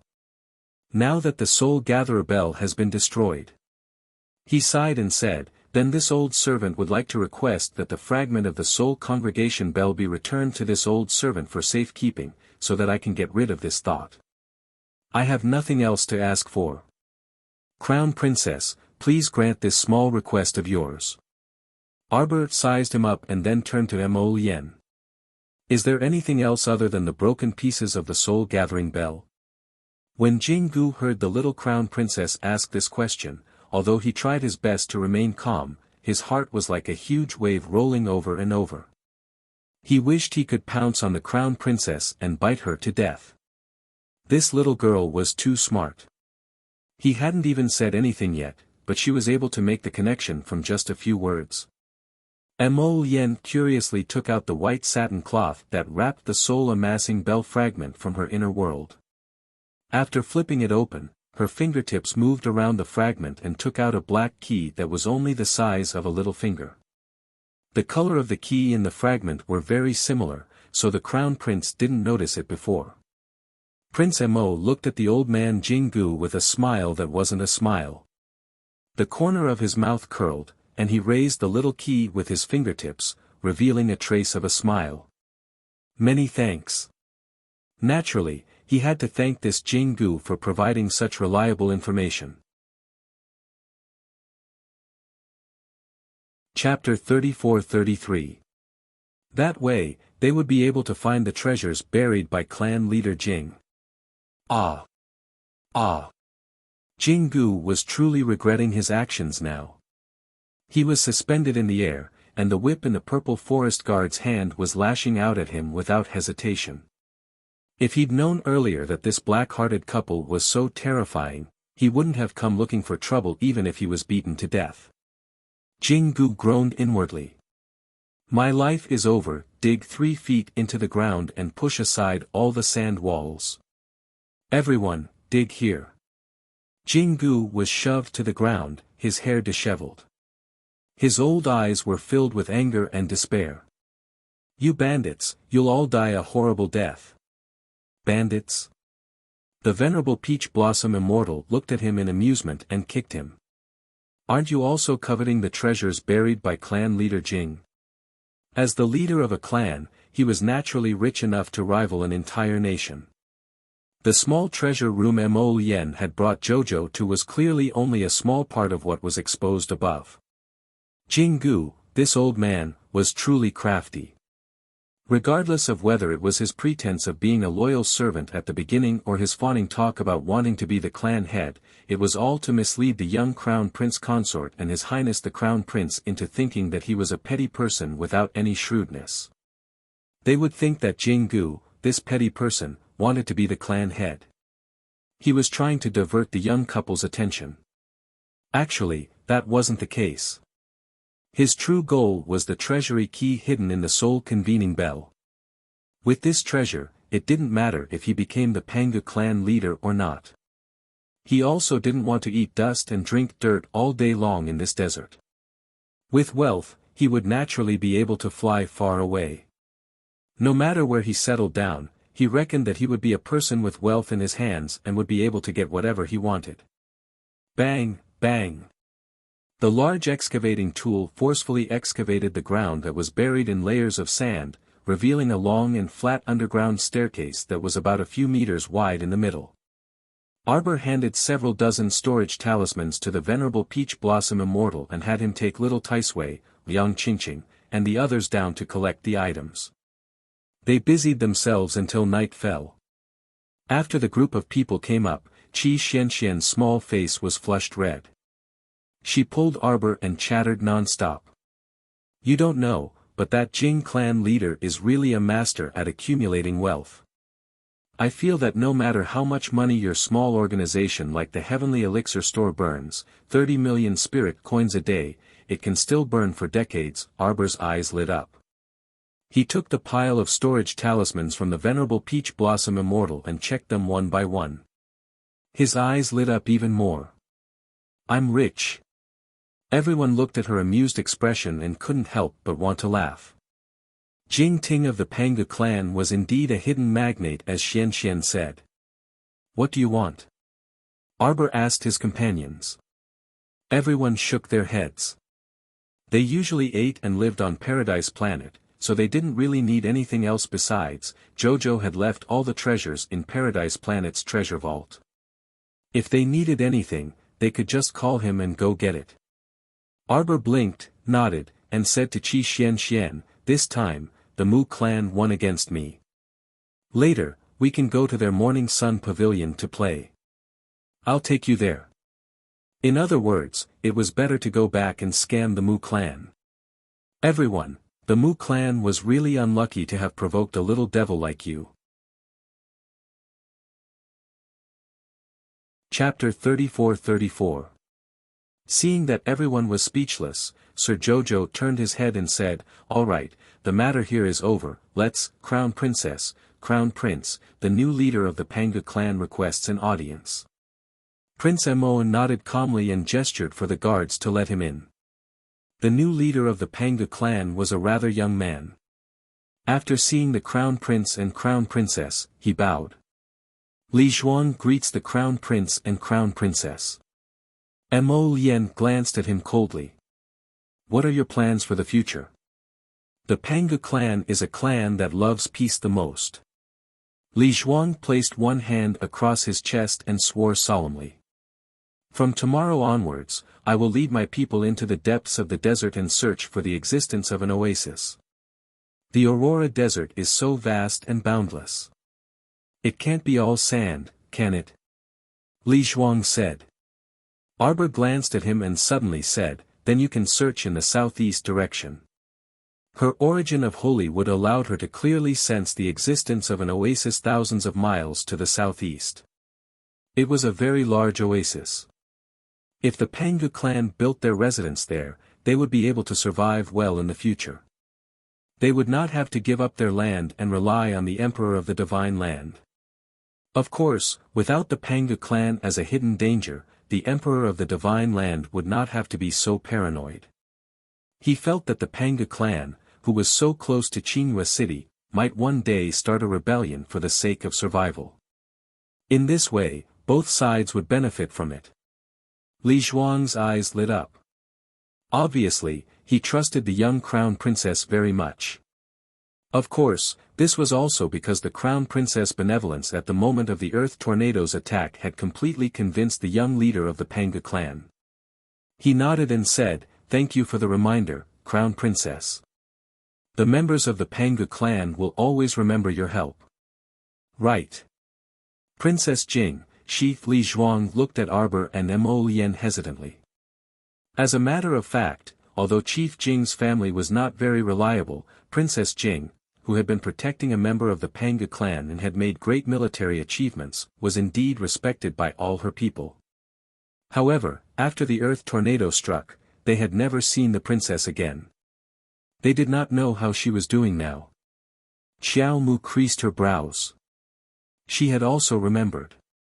In the previous battle with Jing Linyao, she seemed to have coincidentally advanced to the divine realm. She just didn't know if the advancement would go smoothly. Because of the violent earth tornadoes, Arbor's attention didn't leave her at all. If she was at the critical moment of her advancement, she would be affected more or less. Jing Linyao was probably doomed. If Jing Linyao comes back, will your words still count as the clan leader? Mo Lien looked coldly at the young leader in front of her. Even a fool could see the threat in her eyes. He didn't want Jing Linyao to instigate and fool them, and they would turn around and deal with his Qiao Qiao. If these people were still troublesome, Prince Mo would not be merciful to them. The Panga clan can swear to the heavens that they will never betray the crown princess. Li Zhuang hurriedly explained with one hand across his chest. Very good. Mo Lien glanced at him coldly. Remember what you said today. Chapter 34-35. Go back to your oasis obediently and live a good life. Don't do anything unnecessary. Yes. I, Li Zhuang, will remember what your highness said today. Li Zhuang bowed respectfully. When he turned to leave, the cold sweat on his forehead was already dripping down. The crown prince's eyes were too cold. What he meant was that he had to hold the position of clan leader and not let Jing Linyao take it away from him again. If Jing Linyao and the members of the Panga clan were up to some trouble to deal with the crown prince's wife, the crown prince would certainly not tolerate them anymore. Clan leader. At this time, several Panga clan members walked over with a woman who was screaming desperately and an average-looking young man. Li Zhuang glanced at them and sighed. Concubine Shui, young master, I'm really sorry. What are you doing? Li Zhuang! What are you doing, Li Zhuang? Li Zhuang! Concubine Xue shrieked and glared at him. Her eyes seemed to be spitting fire. Li Zhuang glanced at the mother and son coldly and sighed. Suddenly, he raised his voice and said, "The old clan leader has passed away and there is no one to accompany him. Concubine Xue and young master, for the sake of the former clan leader, swear to live and die with clan leader." Concubine Xue's eyes were so wide that they almost fell out of their sockets. She kept twisting her body and screaming, "No, no, who wants to accompany that dead man to hell? No, no. Li Zhuang. Let go, let go." The young man's eyes were lifeless and his whole body trembled. He wailed in a low voice, "I don't want to die, I don't want to die, I don't want to die." Li Zhuang raised his hand and ordered people to take the mother and son away and send them on their way. An old man stepped out and nodded at Li Zhuang in appreciation. "Clan leader, you don't need to feel guilty. Keeping concubine Xue and young master Jing alive is a disaster. Concubine Xue has never been a person who is willing to stay still. If she gets a chance she will definitely implicate the clan leader in the future. The Pangu clan has been through too many hardships." The old man sighed. "In the future, we will be safe and smooth. This is the wish of all the Pangu clan members." Jolin suddenly opened his eyes and jumped up from the bed. Looking around, his mind was a little muddled. What is this place? She shook her head and subconsciously held her forehead with one hand. She was in a very elegant bamboo house, and the furniture in the house looked very exquisite. There was a string of small wind chimes hanging at the door, tinkling in the wind. Arbor was the first to sense that his sister had woken up. He entered Paradise Planet and arrived at the small bamboo building behind Peach Garden Slope. She reached out and pushed the door open. There was a creak. One of the two sisters looked into the room, while the other looked back at each other. Their gazes just happened to meet. Jolin stared blankly for a while before his eyes suddenly lit up with surprise. "Sister." She stretched out her hands and stumbled over to Qiaomu, throwing herself into Qiaomu's embrace. She even rubbed her head against Qiaomu's chest as she muttered, "This dream was so good. I dreamt of Big Sister again. Big Sister seems to be more beautiful than before. If Xiaosen knew that I dreamt of Big Sister, he would be very jealous. Hee, Xiaosen is an idiot. He wants to dream of Big Sister every time, but he can't. Ha ha ha." Chapter 34-36. Arbor was speechless as he looked down at his silly and adorable sister. He reached out a small hand and gently stroked her head. "Little Lin, her." Jolin's head rubbed left and right against her neck with a blissful expression on her face. "Big Sister, did you bring me something delicious?" Arbor was speechless. "Our family has never mistreated you, right, sister? Why is it that the moment you see sister, you want to eat, cough?" Arbor reached out and pulled little Lin's head away a little. He looked at her with a serious expression and said, "It's not a dream." It's not a dream." Jolin repeated her words. Her eyes curved into crescents as she raised her little neck and stared at her blankly for a long while. Then, her eyes suddenly widened, and a high-pitched cry broke through the little bamboo house. "I'm not dreaming." Arbor could not help but raise his hand to his forehead. He got up and brought his sister to the table to sit down. He poured her a cup of fragrant tea and placed it in her palm. "Sister is sitting right beside you. You're not dreaming." Jolin put down the cup in her hand. Suddenly, she reached out and pinched Arbor's little face. "It doesn't hurt." Arbor stared at his stupid sister speechlessly. "You pinched me. Of course it doesn't hurt. Your sister, why is she doing the same thing as the little monk?" If Arbor had a beard, he would definitely be blowing his beard and glaring at her right now. Jolin looked at her embarrassedly. "Benefactress. Benefactress. Benefactress.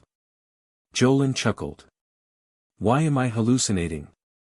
Did you hear Kongkong's voice? No hallucinating. Arbor got up and walked to the door. He reached out and opened the door. He saw the little monk with a shiny bald head running in with small steps.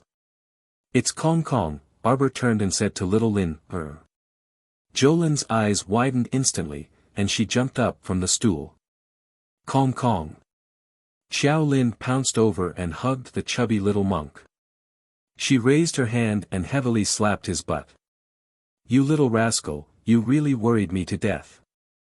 Kongkong hurriedly covered her buttocks with her hands and cried out in panic, Dada, Dada, how dare you? How dare you, benefactress's younger sister? You, how dare you? Men and women shouldn't touch each other. How can you spank this little monk's butt? He stuttered. His chubby little face even had a look of horror on it. It was hilarious. The corner of Arbor's mouth twitched, and he raised his hand to his forehead speechlessly. Xiao Lin, on the other hand, was all smiles. She hugged the little monk lovingly and said, Aya, my chatterbox is really so noisy and empty. I missed you so much. Come, let me give you a kiss. What nonsense are you spouting? No kissing. The little monk pressed his hand against Jolin's mouth and said with a serious expression, This little monk is never talkative or noisy. This little monk is just a little talkative sometimes. Jolin laughed loudly. She turned and ran to Arbor's side with Kongkong in her arms. She placed Kongkong on the seat beside her and reached out to hug Arbor. She rubbed her big head against her neck. Sister, sister, sister. Arbor's heart melted into a mess from her rubbing. A faint smile appeared on her lips. She reached out and stroked her fluffy little head. She sighed softly and said, Little Lin, you're almost a big girl. If mother sees you like this, she'll scold you again. Mother? Jolin was startled. She remembered something important and quickly put on a serious expression. Chapter 34-37. Grasping Arbor's hand, Xiao Lin said anxiously, Sister, let's hurry back. Hurry back to Seacombe Planet. Many people have barged into the Mo Kingdom capital and made a beeline for our home, wanting to deal with us. However, due to the various talisman arrays you set up in the sky above our home, these people can't completely break in for the time being. But they've already started using the lives of the city's citizens to threaten us. The old great king of the Mo Kingdom is at his wit's end. Don't be anxious, speak slowly. Arbor's eyes instantly turned incomparably icy, and she stroked the back of Xiao Lin's hand. Sister already knows the gist of the matter. It won't take much time to go to Seacombe Planet. We can set off immediately. Arbor's indifferent voice seemed to be filled with the power to pacify people's hearts, instantly pacifying Xiao Lin's fretful and uneasy emotions. Sister. Xiao Lin hurriedly said, Really? Our trip to Seacombe Planet really won't take much time.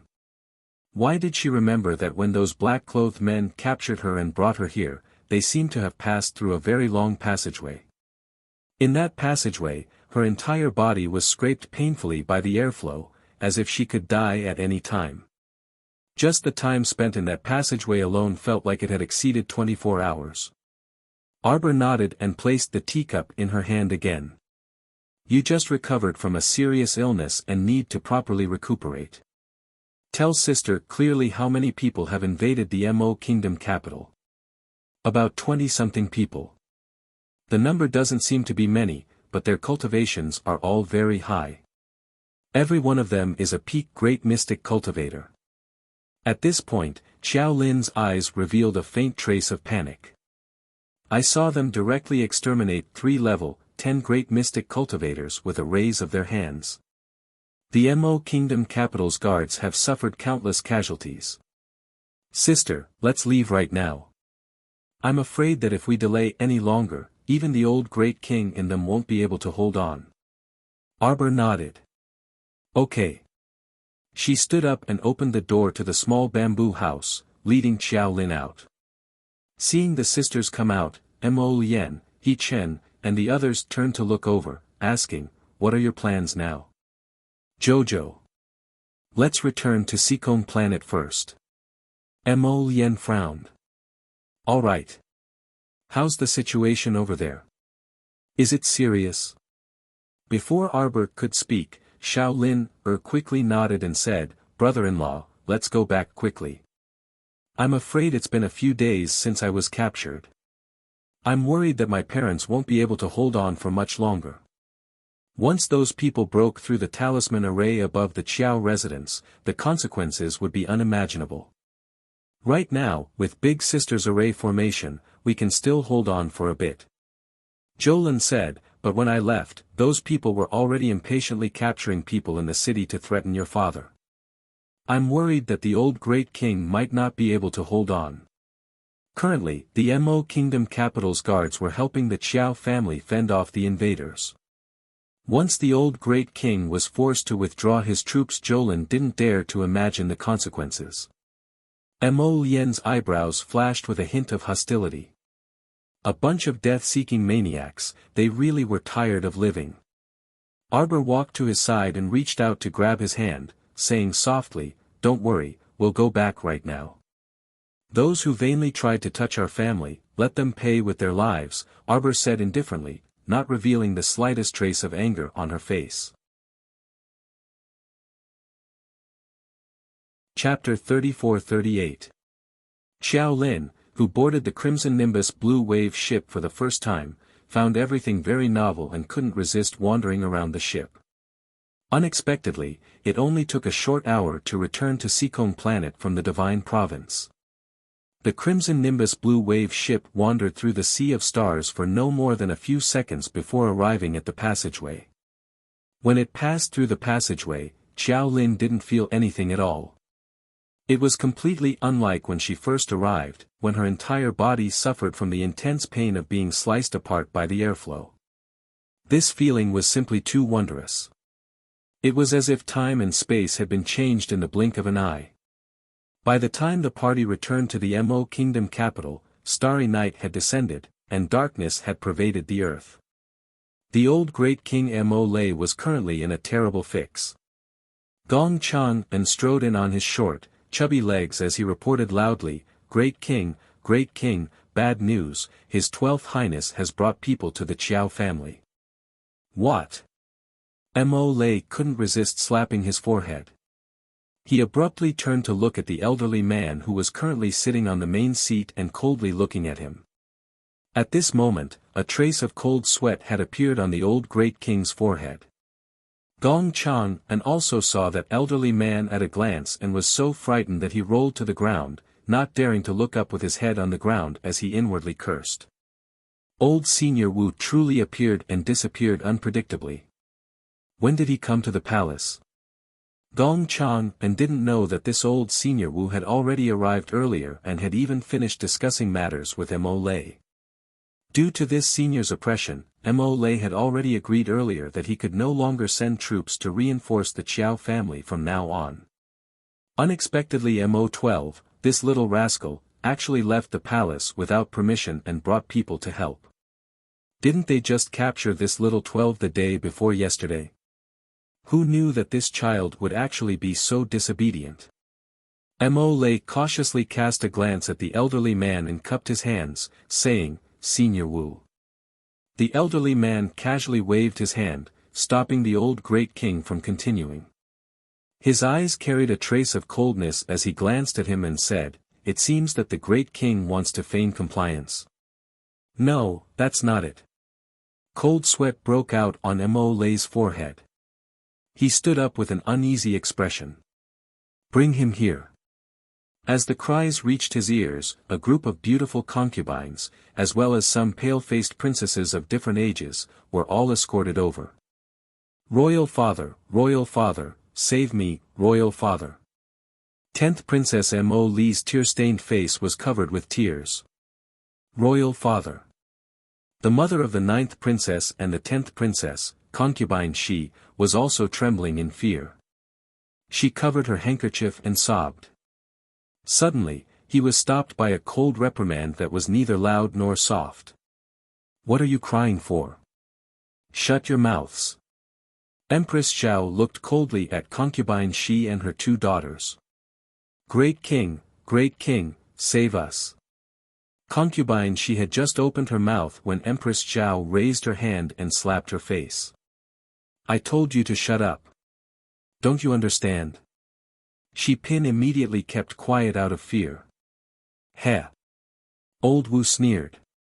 He raised his hand and had people drag out a young woman with a beautiful face and luxurious clothes from the group of concubines and princesses. The old great king's heart was about to break when he saw that woman being dragged out. He looked at old Wu with a deathly pale face and repeatedly waved his hand, saying, Let's talk things over. My lord, please talk things over. It's said that this noble Lady Ying is the great king's most favored concubine. Old Wu chuckled coldly and indifferently waved his hand at one of his subordinates. Chapter 34-39. Noble Lady Ying didn't look sideways. She didn't even make a sound when she was pushed out by the crowd. She only stared coldly at old Wu. Good. Old Wu smiled in praise. You have backbone. You're a woman with backbone. Although he was smiling, he couldn't hide the cold murderous intent in his eyes. The great King Mo stood up in a fluster and shouted at old Wu, What do you want? We already promised you that we won't send reinforcements to the Qiao family. Why are you still capturing people? Is the great king joking?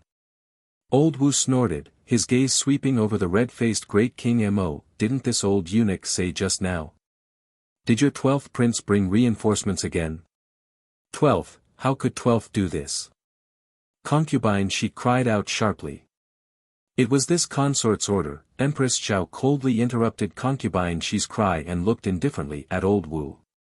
The great king is being threatened by a crafty villain like you because of our lives. But they're afraid of death, but this consort isn't. Empress Xiao stared coldly at old Wu and said with a sneer, If you want to kill me, then do as you please. The Qiao family is the crown princess's maternal family, which means they are our Mo family's in-laws. Now that our in-laws are in trouble, how can we not help them? Great king, do what you should do. Don't worry about us. What? Concubine Shi's face instantly turned incomparably pale. She couldn't help but roar at Empress Xiao, Queen. You don't want to live, but we. My Mo Shui and Mo Li are still in their prime. Can you bear to let them sacrifice their lives for the Qiao family and die in vain? Idiot. Empress Xiao glared at her coldly. Today, we were indifferent to the Qiao family's matter. In order to survive, we disregarded the Qiao family's safety. When my son returns in the future, I'm afraid you won't be able to keep your rotten life. Concubine Shi's face turned pale. Thinking of Prince Mo's methods, she was speechless and kept quiet out of fear. Mo lay sighed. He was caught in a dilemma. This batch of experts who had invaded the Mo kingdom capital were all peak great mystic cultivators. Few people in the entire Mo kingdom capital could contend against them. Furthermore, not only did they threaten him with the concubines and princesses, but they also threatened him with the lives of some innocent commoners. In these 2 days, they had killed quite a few people on the streets of the Mo kingdom capital. The entire city had practically flowed with blood, and corpses were strewn everywhere. It wasn't that he only cared about the lives of his concubines and daughters. This also involved thousands of innocent people. He had no choice but to agree not to send more troops to assist the Qiao family. He also knew that once he made this decision, the enmity between him and the little crown princess would deepen. The old great king heaved a long sigh, and his entire body slumped down on the throne.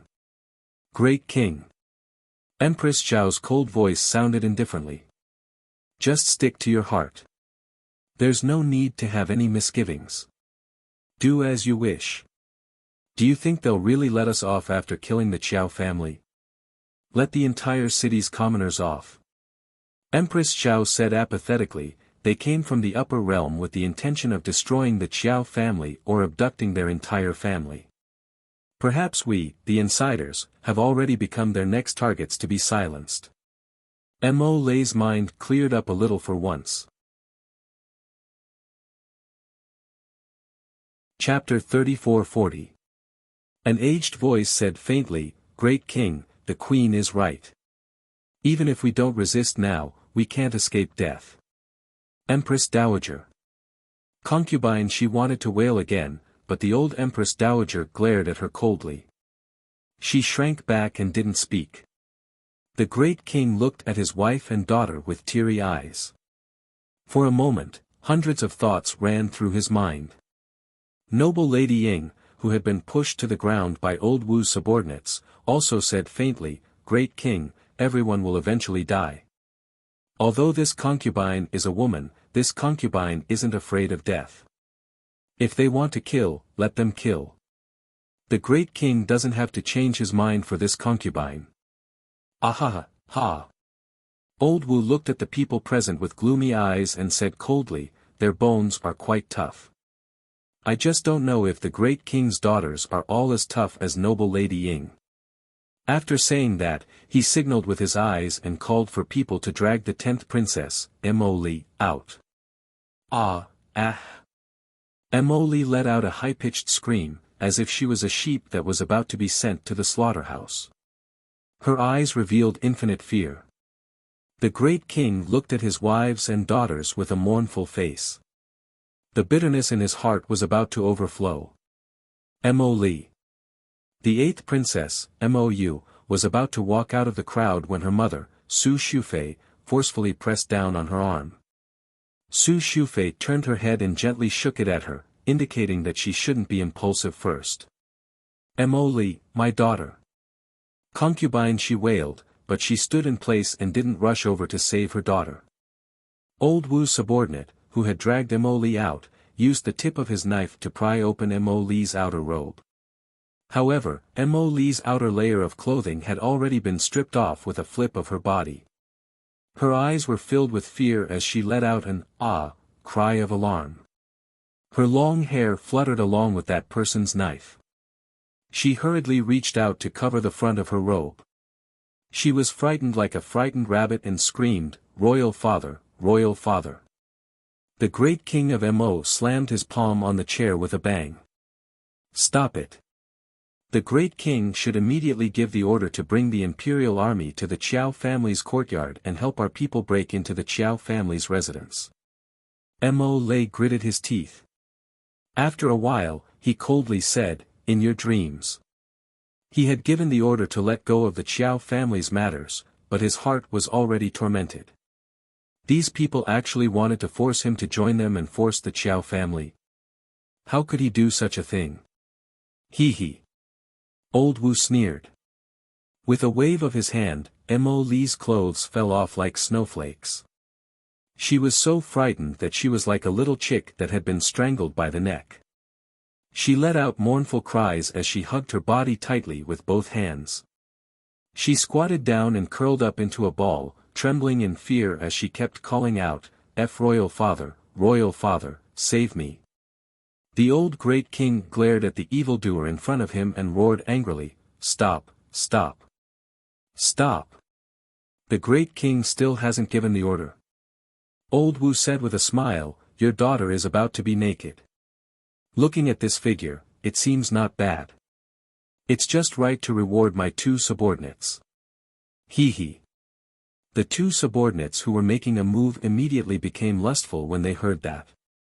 They raised their hands and pinched Mo Li's body. Mo Li squatted on the ground with all her might to shrink herself, as if she wanted to shrink into a hole and never pop her head out again. Chapter 3441. That's enough. Empress Xiao scolded. It's useless to force the Great King like this. The imperial army won't do anything to the Qiao family. Even if the great king gives the order, it's useless. Not only that, the commander of the imperial army, Hui Feng, has already brought a group of people to the Qiao family. Old Wu's face suddenly darkened, and he stared coldly at Empress Qiao. This old man was very ugly, and when he stared at Empress Qiao, his inverted triangular eyes turned outward, emitting waves of cold light. It seems that the queen really doesn't want to live long. Seeing two subordinates boldly reaching out to grab the queen, the Empress Dowager suddenly flashed and slapped out with her palm. This slap landed on old Wu's subordinate unexpectedly, and he was shaken back a few steps. That person immediately flew into a rage out of humiliation. With a backhand, he forcefully swept his palm across and landed on the Empress Dowager's shoulder. The Empress Dowager was knocked back several steps. With a bang, her back hit the lattice door frame. Empress Dowager. Mou cried out. Empress Dowager Meng suddenly coughed up blood, and the great king was frightened and rushed over. Together with Empress Xiao, he quickly reached out to support the Empress Dowager. Mother. The two of them called out in unison, and looked at the Empress Dowager worriedly. It's all right. Empress Dowager Meng waved her hand and looked angrily at old Wu. You don't have to threaten His Majesty anymore. The Queen is right. The commander of the imperial army, Hui Feng, will definitely choose to protect the Qiao family in the face of a great enemy. Commander Hui only listens to the crown prince. Even if you threaten the great king, it's useless. Then let the people of the North Battalion come in. Before dawn tomorrow, I want you to break the defense array of the Qiao family's outer courtyard. Ha ha ha ha. Empress Dowager Meng couldn't help but laugh out loud, and then her eyes turned cold. Nonsense. A middle-aged man with a gloomy face walked in. He nodded at old Wu and said, "There's no need to talk to them. The Mo Kingdom's royal family doesn't know what's good for them. Just kill a few of them and throw them up on the city wall. Those who resist should learn their lesson." "No, don't kill me, don't kill me." Mo Li's clothes were barely covering her body. At this moment, her eyes were already in a mess. When she heard the word kill, she scrambled towards the crowd. However, someone stepped on his back forcefully. One of Elder Wu's subordinates cruelly pulled Mo Li's scalp, forcing her to raise her chin. "Let's start with our beautiful little princess, ha ha ha ha ha. It's a pity that such a beautiful body didn't even have the chance to taste a man before she died." As the man spoke, his eyes suddenly flashed and he suddenly reached out to pick her up. "No, no, let me go, let me go. Let me go. What are you doing?" Mo Li's eyes were bloodshot. He picked up an inkstone and threw it at the man's back. "You beast, let go of my daughter." "Humph." Old man Wu's subordinate sneered. He tilted his head and easily dodged the attack. He carried Mo Li and walked towards the side hall. He laughed arrogantly. "Since she's going to die anyway, why not let her enjoy herself before she dies? Isn't that better?" Empress Xiao clenched her jade-like hands in her sleeves and shouted angrily, "Do it." Peng peng sounds suddenly came from the doors and windows.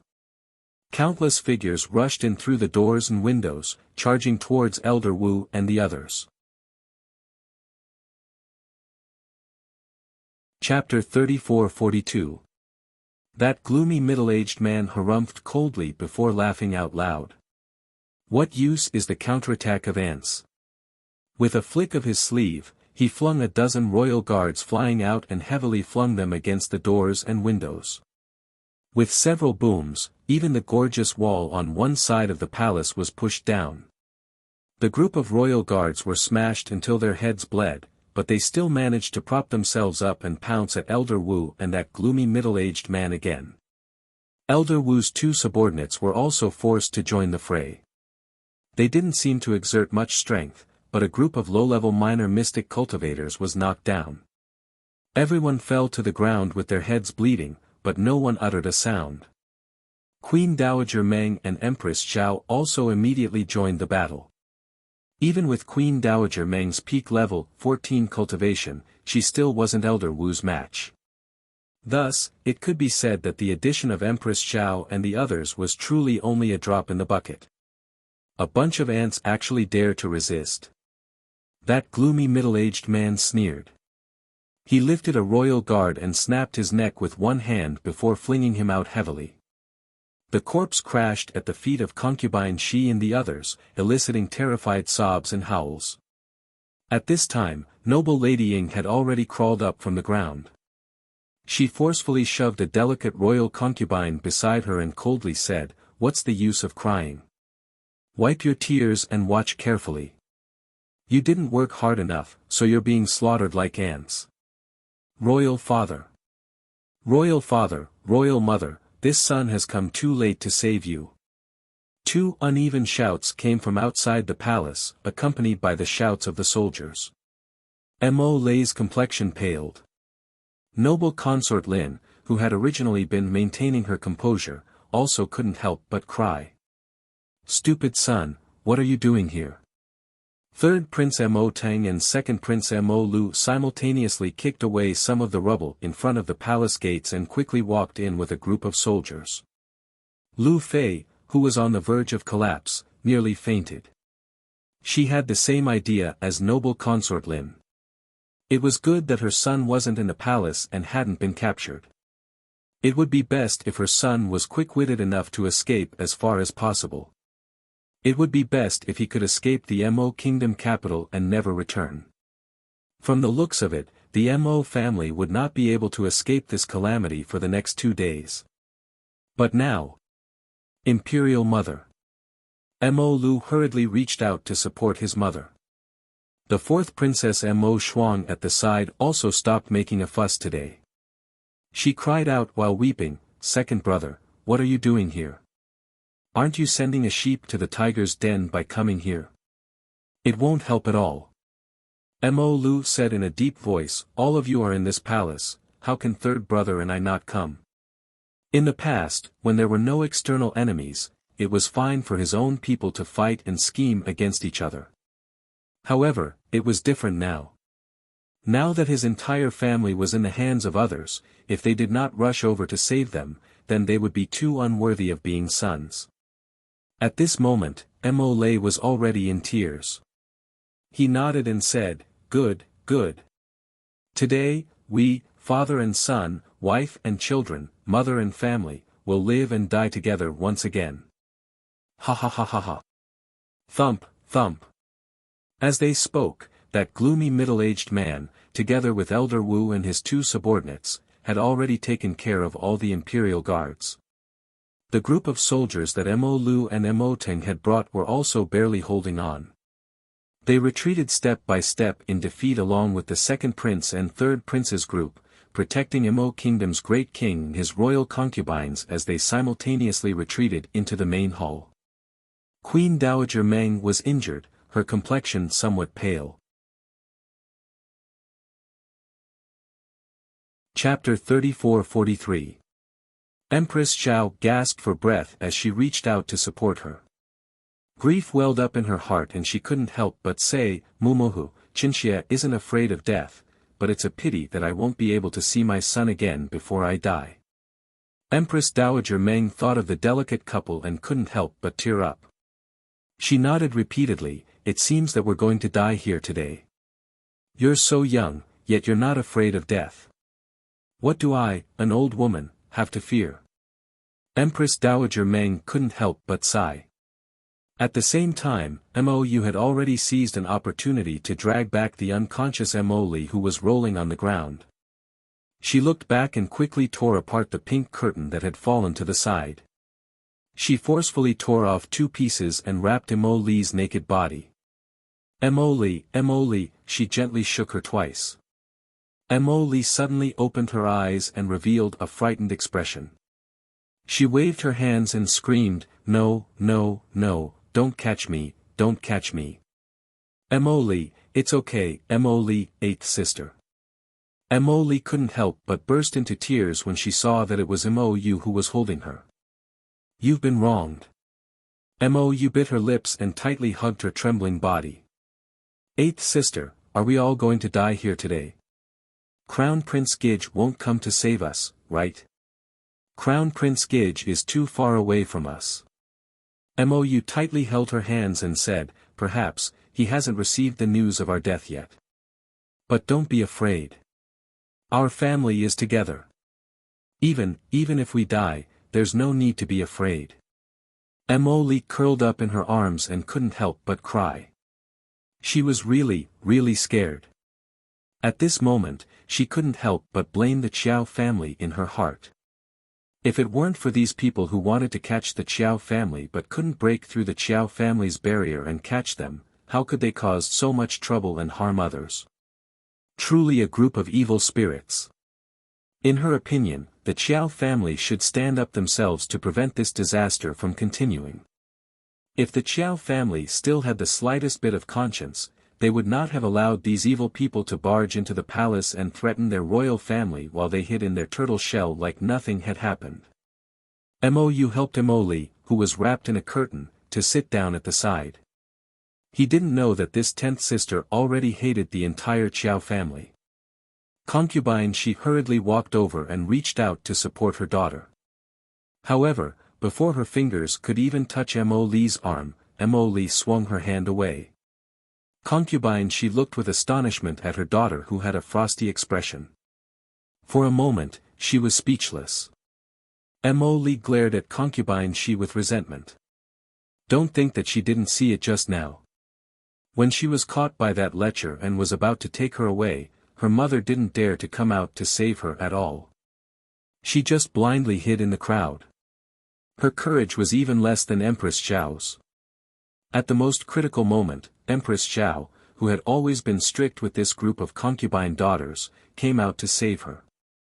However, her biological mother couldn't help at all.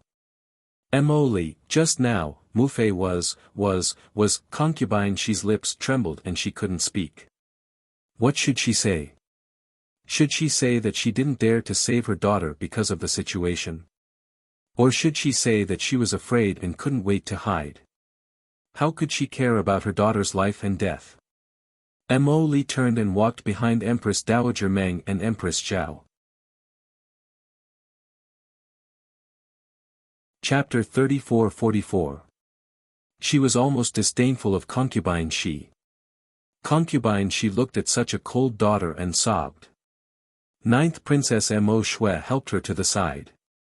In a flash, everyone was forced to a corner of the inner hall. The concubines kept sobbing, but they didn't dare to cry out loud. Mo Lei, Empress Dowager Meng, and Empress Xiao stood side by side. In front of them was a group of guards who were forced to retreat. Bang!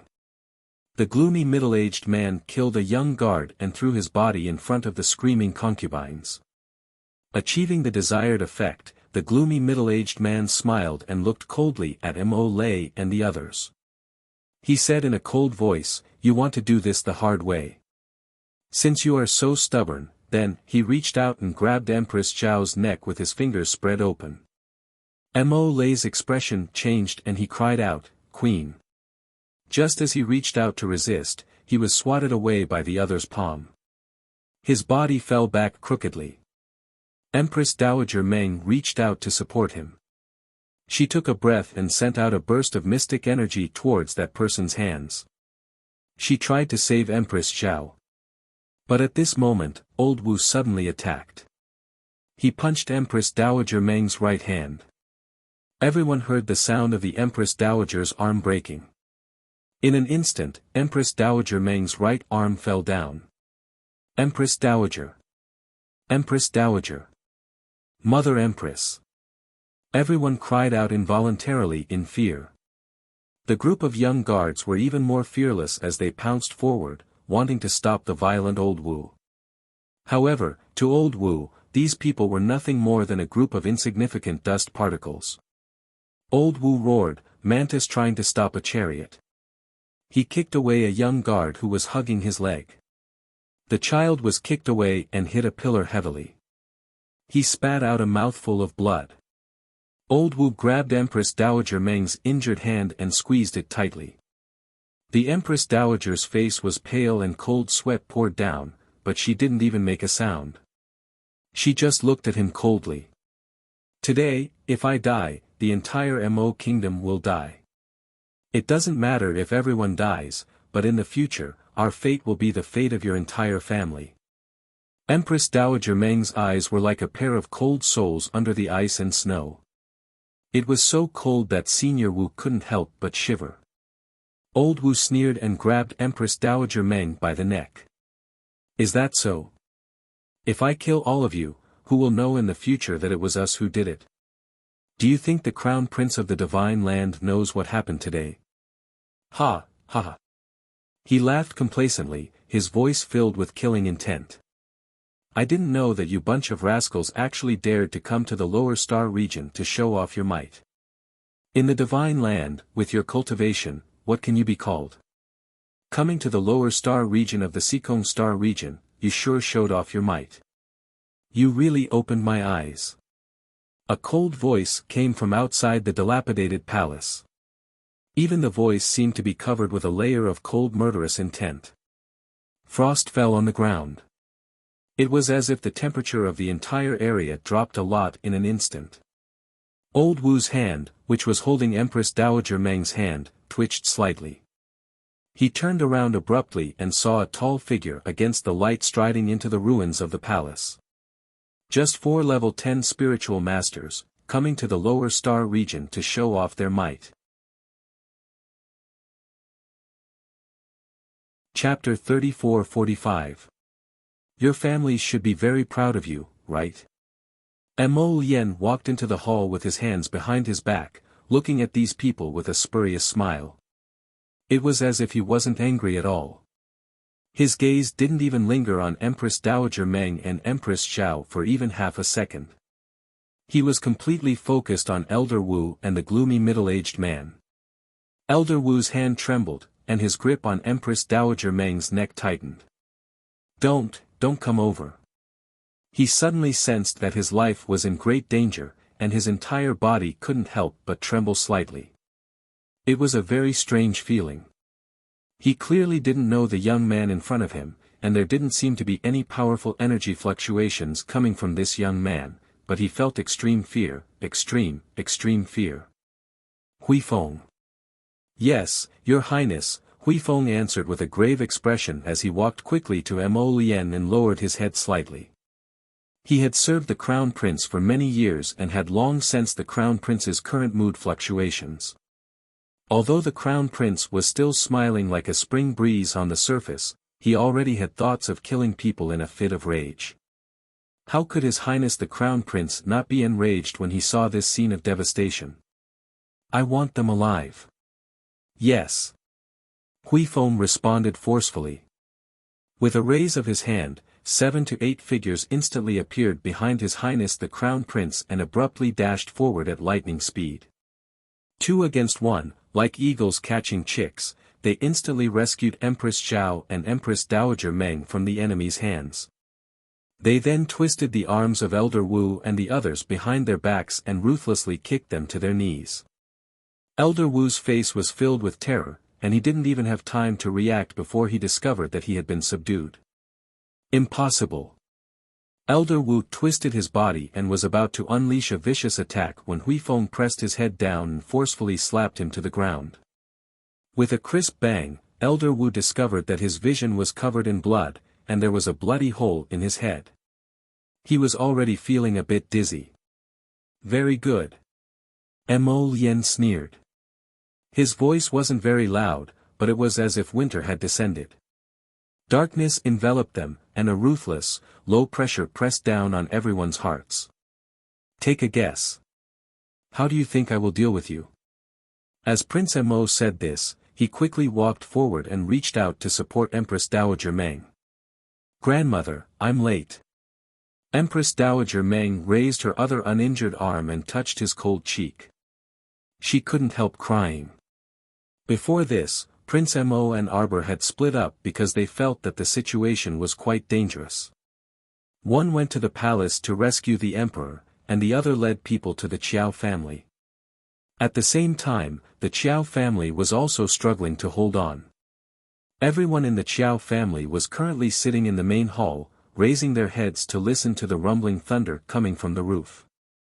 The group of people outside had climbed onto the roof and were wantonly destroying the defense array glyphs. This talisman array had already lasted for several days, and its talisman energy was being consumed at a terrifying speed. I'm afraid that this defense array will be broken in less than an hour, second Uncle Qiao Zhongxing said with a dark expression. Qiao Zhongbang also nodded. He took out a talisman from his pocket and stuffed it into Wei Ziqin's hand. If the array is broken later, take Xiao Sen, Xiao Hu, Xiao Yao, and sister-in-law and leave first. Chapter 34-46. Madame Ren immediately jumps up from the chair. No. I won't leave. Be good. Qiao Zhongxing sighs and pats the back of his wife's hand to comfort her. You and sister-in-law, take the children and leave first. Father. Xiao Hu anxiously calls out. Qiao Zhongxing glares at his son. You won't even listen to your father's words. No, father. Enough. Qiao Zhongxing lovingly looks at his son and pats him on the shoulder, saying, your wife is pregnant, so it's inconvenient for her to move around. You have to take care of her nearby. Your uncle and I will be fine, don't worry. Bang! A loud sound comes from above, and Xiao Hu seems to feel a burst of fine sand falling down in front of his eyes. The roof is about to be broken open. Bang! Suddenly, a human face appears above the roof. It shakes slightly and then disappears. Everyone heard the sound of arrows flying in the air from outside.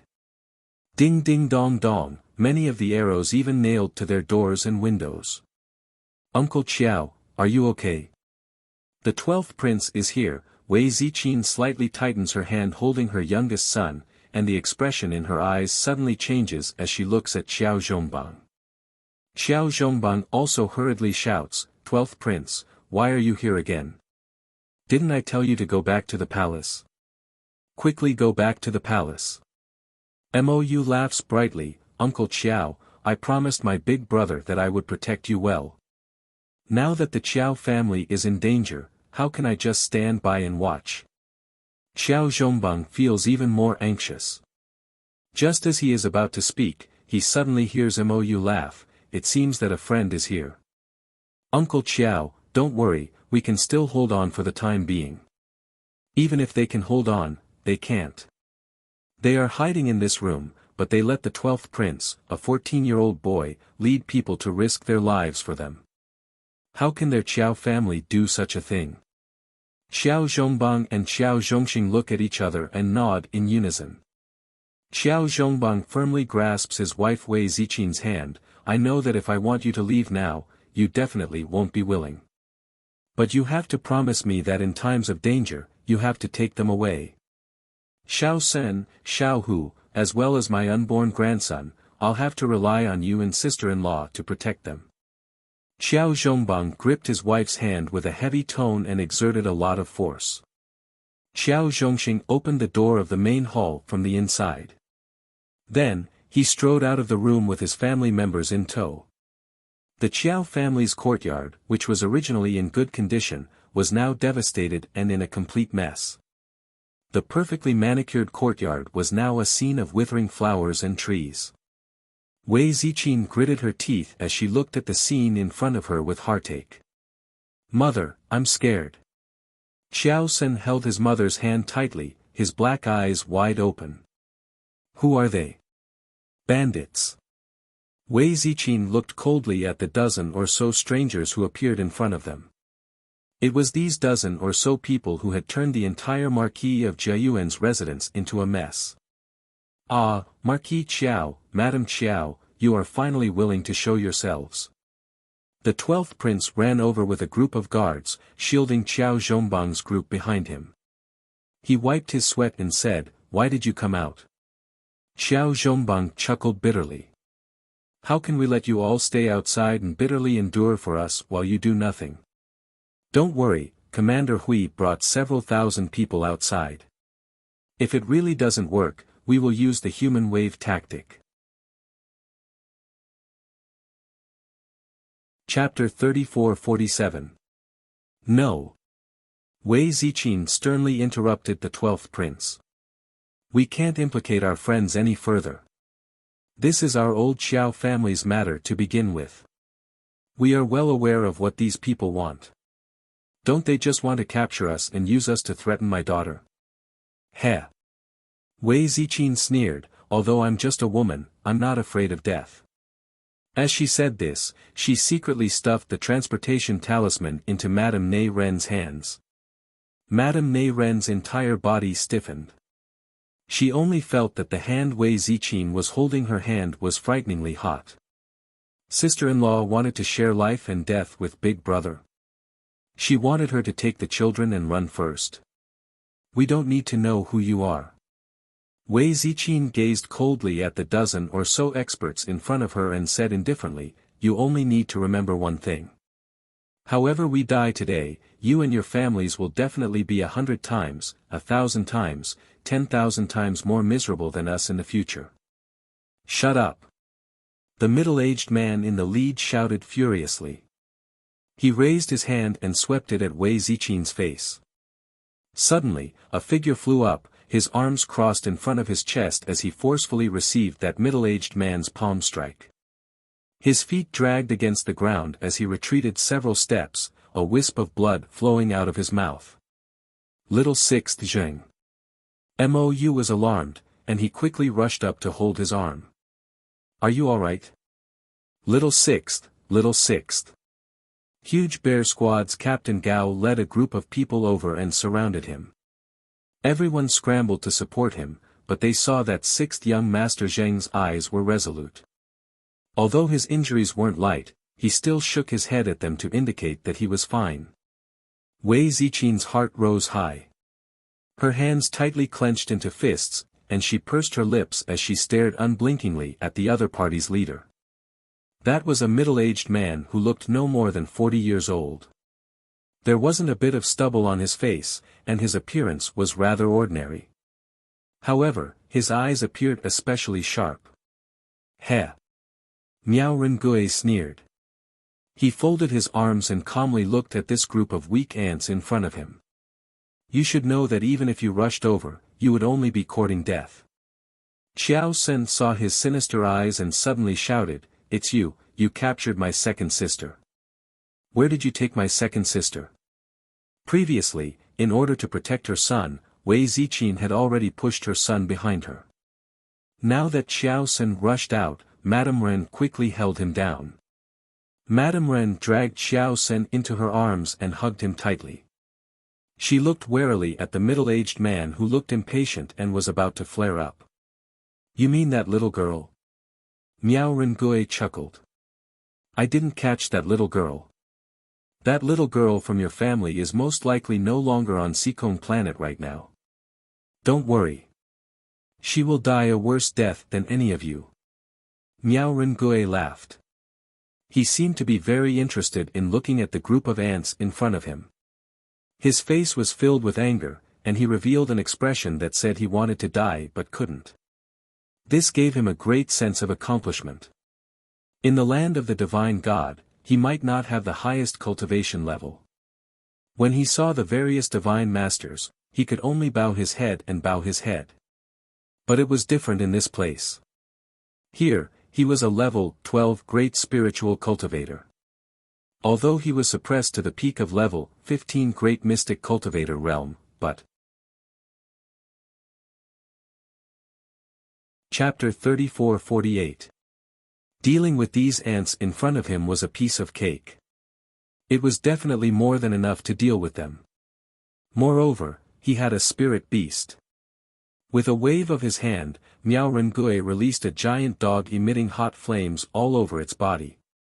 As soon as this thing was released, it bared its eerie fangs at the Qiao family and let out a loud roar. Qiao Sen widened his dark eyes in horror, and he abruptly buried his head in second Aunt Ren's embrace. Madame Ren also subconsciously hugged him tightly, her eyes quietly suffused with horror, and she tightened her grip on the transportation talisman in her hand.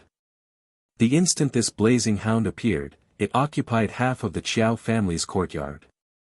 Its enormous body was like a giant mountain filling this courtyard. Its pair of awe-inspiring beady eyes flitted past the Qiao family and ultimately landed on the huge bear squad. Captain Gao placed one hand in front of the squad members and led them back several steps. The colossus in front of them truly exceeded everyone's expectations.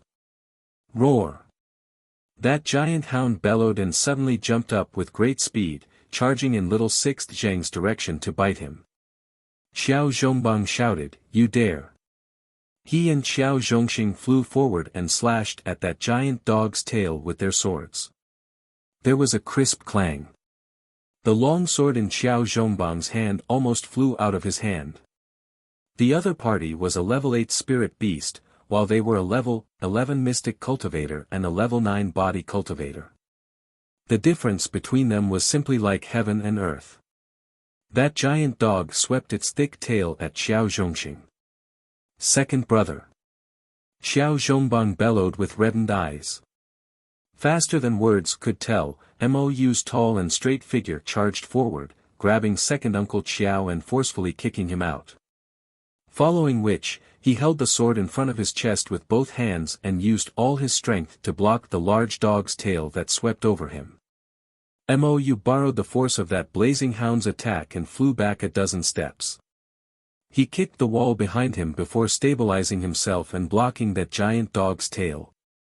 He lowered his head and saw that the sword in his hand seemed to have cracked. With a twist of his body, he came out from under the giant dog's tail. He threw away the long sword in his hand and took out another sword from his inner world. The sword light flashed and cut off a piece of broken wood in front of him. Miao Rengui narrowed his eyes and stared greedily at the sword in his hand. Oh! A mere great mystic cultivator actually had more than one spirit tool in his inner world. As expected of the rich prince of the Mo kingdom. Mou ignored his sarcastic taunts and turned to look at little Sixth Zheng, only to see that the members of the huge bear squad were struggling to cope with the dog's paws. "Captain, take them away," little Sixth Zheng roared. "If you want to leave, then leave." "I'm not leaving." Hua Gu strode forward, nimbly dodging to the side of the dog's paw, and roared provocatively at the Inferno Hound, "Come on. Come and get me." Roar. As if enraged by Hua Gu, the Inferno Hound moved and pressed down on this plump woman. Hua Gu turned around to dodge and shouted at a young man with a bamboo figure, "Take Mr. Zhong in leave first. You haven't even seen the Crown Princess, so there's no need to risk your life.